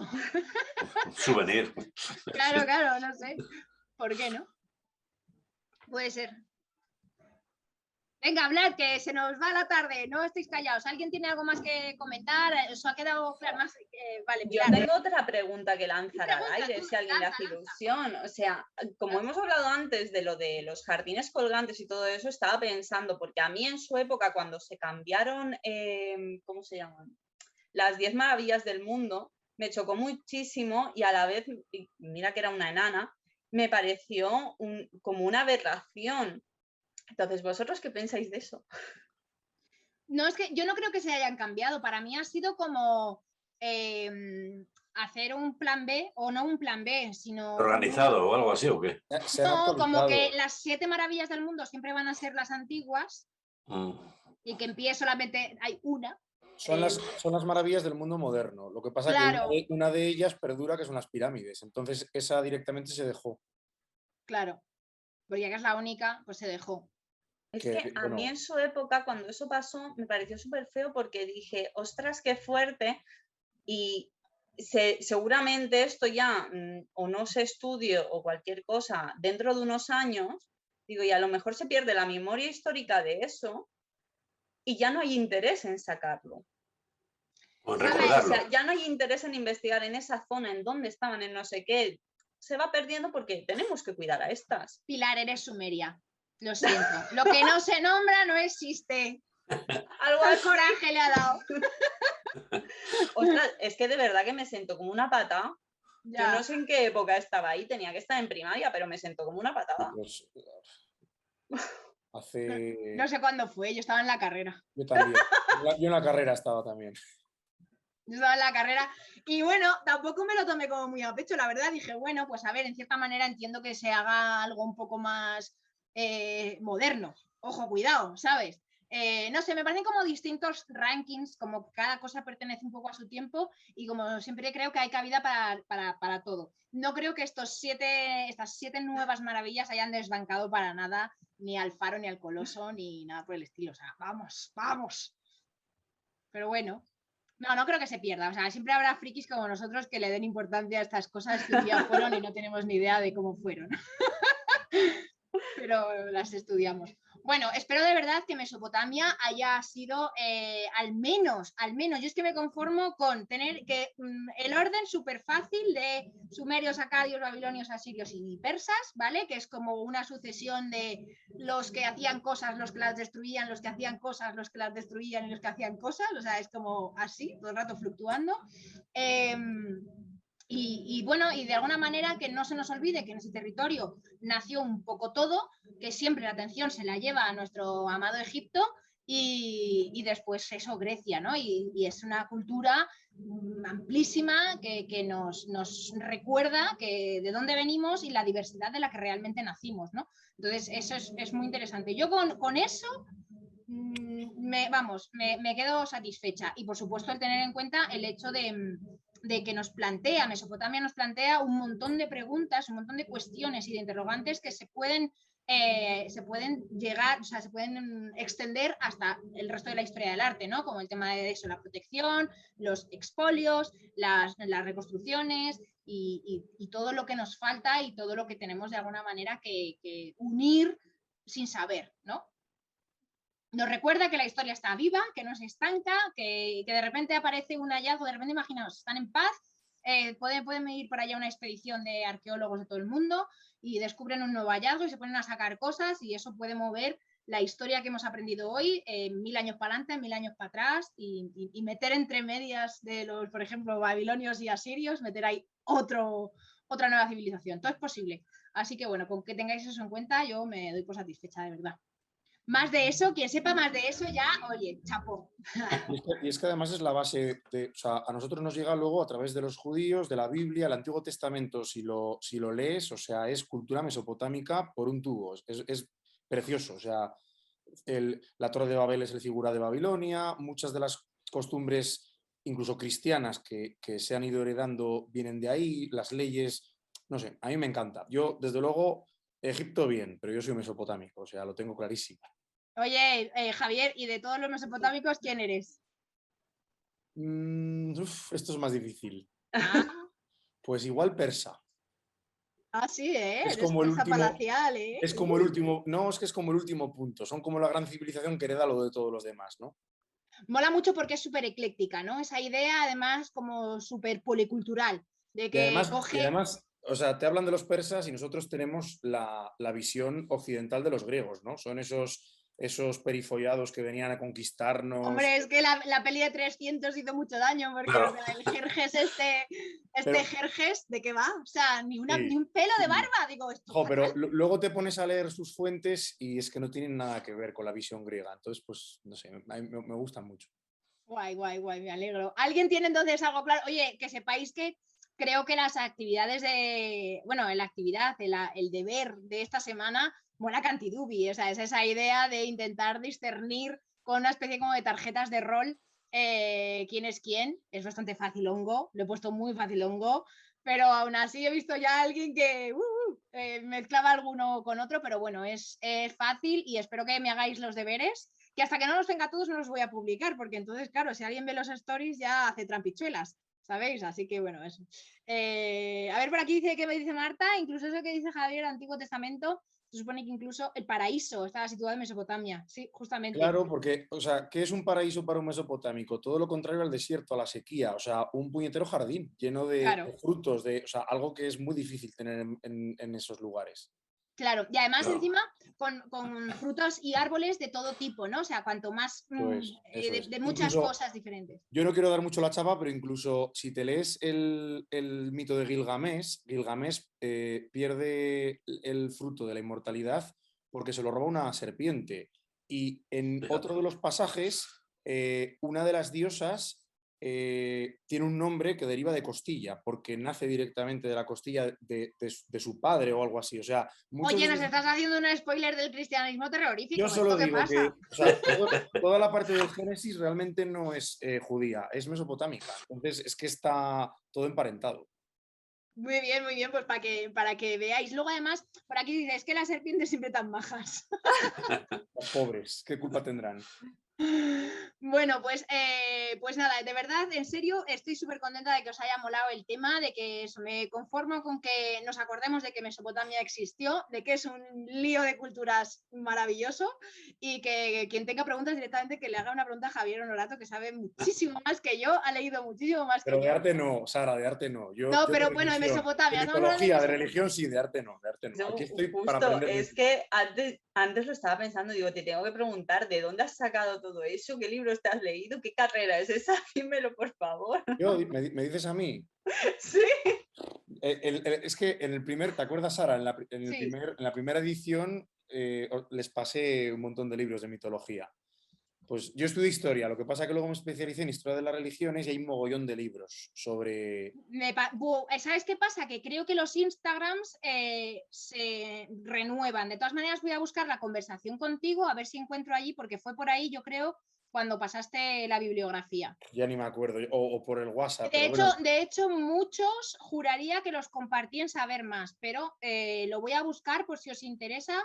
Y si no, a ver, aquí hay alumnos de primera, segunda y tercera generación y de, como llamo yo, y que están muchos metidos en un grupo de WhatsApp en el que se comparte información fundamentalmente artística de todo tipo. Entonces, si alguien quiere estar dentro de ese grupo, pues me escribe un mensaje directo y le doy directamente vuestro número de teléfono y nombre a la administradora, que es Carla, y ella os mete en el grupo y ahí directamente podéis haceros preguntas y solventar historias, ¿vale? De hecho, mola porque más de uno se han desvirtualizado quedando para ir a exposiciones y eso me ha hecho una ilusión terrorífica. Eso es muy guay. Ay, si hay alguien por aquí, oye, que me avise. ¿Tú dónde estás, Pilar? Estoy al lado de Nottingham. ¿Dónde voy a tomar por saco. Eso decías antes lo de que los ingleses que lo roban todo, ¿no? Justo, es que lo de aquí es un desacato, o sea. Siempre digo, los ingleses son los mejores piratas, o sea, es que tienen colonias en todos los lados, tienen cosas en todos los lados, es increíble. Pero además es que se justifican, porque yo me acuerdo la primera y única vez que he ido al British, es que nada más entrar, están ahí el frontispicio ese del Partenón y dice, no, hombre, es que lo tenemos aquí para que no se estropee. Joder, sí. qué tío. Con esta humedad, para que no se estropee. Claro, es que el Mediterráneo tiene mucha sal. Claro. Si a alguien le interesa el tema de las religiones a nivel genérico y fácil y sencillo, yo siempre recomiendo Introducción a la historia de las religiones de Francisco Díez de Velasco, ¿vale? Así para empezar, por si os interesa, porque está muy bien, o sea, te contextualiza a nivel histórico cada una de las religiones para poderlas entender. Se llama Francisco Díez de Velasco, es el autor, que creo que es profesor de religiones en Madrid o por ahí. Introducción a la historia de las religiones, de la editorial Trota. Ahí lo dejo. Muy bien. Luego, claro, de cada mitología y de cada religión sería, pues si os interesa, ya iremos hablando. Yo siempre he pensado que, de verdad, a mí cuando matriculé a mis hijos y te dicen, ¿qué van a dar, religión o valores? Y dije, joder, pues... Claro, dije, pues yo valores, ¿no? Pero en cierta manera digo, pues me da mucha rabia que no se den religiones, ¿sabes? Porque dices, joder, es una putada, porque a mi hijo, Creo que tienes razón. Yo doy geografía e historia e intento introducir pinceladas, claro, no puedes dar todo. Pero bueno, a los chavales les intentas introducir, sobre todo, joder, que salgan sabiendo culturilla general, que es la Torre de Babel, que es el laberinto del Minotauro, porque es que si no, ¿dónde lo aprenden? No lo aprenden en ningún lado. No, exacto. Y además, encima, también más allá, ¿no? O sea, a nivel moral, si le das una sola religión unidireccional, o sea, entonces van a decir, pues ya estaría, ¿no? O sea, a lo mejor hay que explicarles, no, mira, los chinos van en el año chino, los musulmanes van en su año, nosotros vamos en este porque... Los budistas están en el 5000 y pico o en el 6000. Claro, o sea... que lo sepan, claro. Claro, o sea, es lo que hablábamos ahora mismo, ¿no? O sea, precisamente eso, muchas culturas en un territorio y cada uno está en su ritmo. Entonces, el que Stonehenge se hiciese en paralelo con el Zigurat de Ur o con las pirámides de Giza, pues claro, al principio, o sea, si no te lo han contado nunca, tú siempre piensas que va un poco como por orden, ¿no? Sí. En plan de, pues primero Stonehenge, muchos años después se haría el Zigurat de Ur y muchos años después la pirámide de Giza por aquello que tiene las paredes lisitas. Vamos a ver, es que no, o sea, es que hay civilizaciones que van más avanzadas que otras y tal. Por cierto, no hemos hablado del tema de la rueda, que me viene ahora a la mente como epítome del tema de los avances tecnológicos y dónde surge todo eso. Lo dejamos para Egipto, que también es súper interesante el tema justo ahí, ¿vale? Pues bueno, pues eso, religiones, Mesopotamia, escritura, qué imperio eres y todas estas cosas, pues nada. Mola un montón que estemos aquí todos juntos hablando de ese tipo de cosas, planteando pues que la historia del arte es muchísimo más y nos vemos la semana que viene, ¿vale? O sea, mañana ya podéis empezar con Egipto. Que quiera que empiece ya con Egipto, que si no las cosas se hacen bola. Que sepáis que Egipto viene poderoso, viene muy poderoso. Hay un salto muy grande cuantitativamente hablando en cuanto a cantidad, al peso de apuntes, la cosa se empieza a poner fundente. Sí, en vez de 70 páginas son 100 y pico, me parece, o algo así, ¿no? No, Egipto, no sé, Egipto se me fue la olla y en Grecia ya fue un desparramo. Claro, tú te pones y dices, esto no puedo dejar fuera, esto no puedo dejar fuera, esto no me puedo dejar fuera. Claro. Bueno, ahí lo tenéis y luego ya sabéis que yo siempre recomiendo que os lo leáis al menos de corridillo, que os paséis por el Instagram, que nos vemos aquí los jueves. Al menos este primer módulo, ¿vale? Porque efectivamente vuelve Fluzo. ¡Bien! No lo pude decir la semana pasada, pero lo digo ahora. Vuelve Fluzo y ya me han dado el calendario de grabaciones.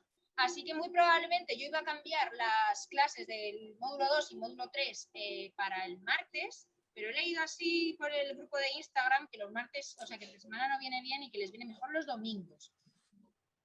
Vale, pues los domingos por la tarde también puede ser ese rato tonto que no hacemos nada. Yo tampoco lo quiero dejar para muy tarde, o sea, yo a las 6:30, 7 corto, porque luego tengo baños. Es que cuando lo hacíamos los domingos a mí me venía genial, pero yo fui uno de los que lo dije, pero tampoco quiero yo imponer nada, porque es que entre semana, hoy me has pillado de milagro, la semana pasada imposible, es que depende de... Vale, Estás con lo tuyo. Y el domingo, sin embargo, es tu día libre, entonces, pues bueno, el que yo lo veo así, ¿no? Si quiero, invierto. Entre semanas sí puedo.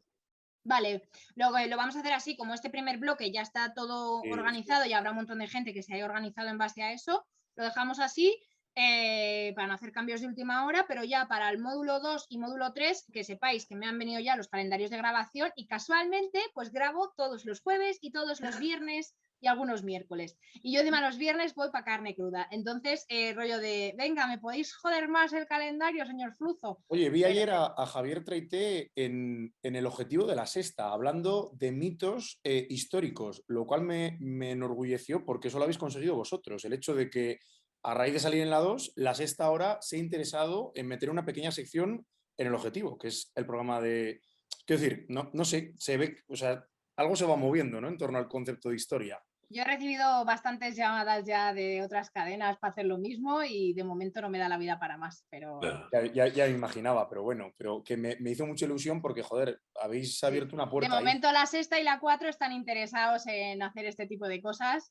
Lo que pasa pero que el hecho de que estén tantas cadenas interesadas de diferentes formas, o sea, es porque ahí habéis abierto vosotros el melón, claro.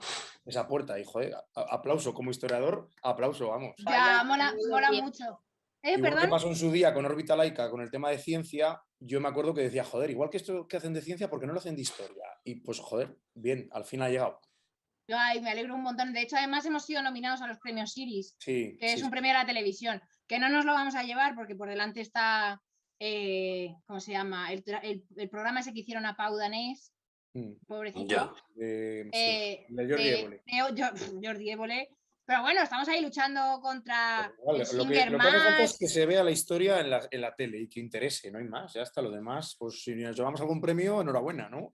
No, eso sería la bomba, pero bueno, que se os vea, estar nominados ya es un premiaco. Y de hecho el otro día que se habló directamente de nosotros, cuando de hecho nos enteramos quién era la presentadora, porque no sabíamos quién iba a ser la presentadora, va a ser Raquel Martos. Sí. No sé qué tal, a ver qué tal nos va. Y bueno, pues eso, estaban hablando en la gala de Radio Televisión Española, presentando todos los programas y se habló de Fluzo, ¿no? Entonces, bueno, pues mola. Sí, desde luego mola y está surgiendo un fuerte interés. Casi todos mis compañeros de Fluzo tienen pequeñas secciones en radio, periódicos, y si ahora me cuentas lo de Traité en la Sexta, pues cojonudo. Yo ya te digo, yo he tenido que decir que no. Es que ahora tienes muchas cosas. Yo tengo demasiados frentes abiertos, o sea, yo estoy con radio, tele, periódico, el curso, o sea, porque esto me quita tiempo, aunque no lo creáis, el Instagram se lleva su ratito. Ayer casi me muero cuando se cayó internet de todo el pueblo, ni siquiera había cobertura para llamar, o sea, fue una locura. No pude llamar a Marian para decir, Marian, avisa a los chiquillos que hoy de momento no hay nada, ¿no?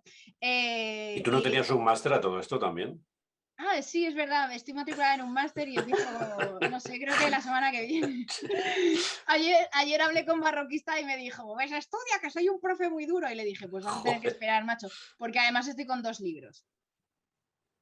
Además. Así que... Pues yo algo sé, pero bueno, pues ya está, que tú llegas hasta donde llegues, ya sabes que no te van a faltar las llamadas. Y es que, hija, desde la pandemia has reventado a nivel, o sea... Ya, me he puesto de moda, colega, pero a ver si voy a hundirme en mi propia ola, ¿sabes? No, Me voy a ahogar en pues, mi propia ola. No, Y pues que tampoco, lo que dices, no abarques más de lo que no, si tú ya sabes. Nada, y ahora mismo imposible. Entonces, bueno, el otoño viene contento y si me permitís mover la clase de los jueves, que es verdad que para calendario de clase de ver lunes arquitectura, escultura los martes y miércoles tal, estaba muy cómodo, ¿vale? Y así todos tenemos el fin de semana libre, aunque yo intento, pero luego siempre estoy currando. Pero bueno, es verdad que por flujo no me va a quedar más huevos y voy a tenerme que mover para otro día. Entonces, el domingo creo que va a ser el día perfecto, porque además así también me da más tiempo en la semana para preparar las clases, ¿vale? Perfecto. Porque esto que acabáis de ver también lleva su ratito, ¿no? El pensar, el organizar, el repasar, porque a mí también se me olvidan las cosas, yo no soy Wikipedia. Así que, bueno, familia, entonces empezad ya cuando queráis Egipto y nos vamos viendo, ¿vale? Vale, hasta luego. Muy bien. Un abrazo gigante. Venga, adiós. hasta luego. Adiós. Adiós.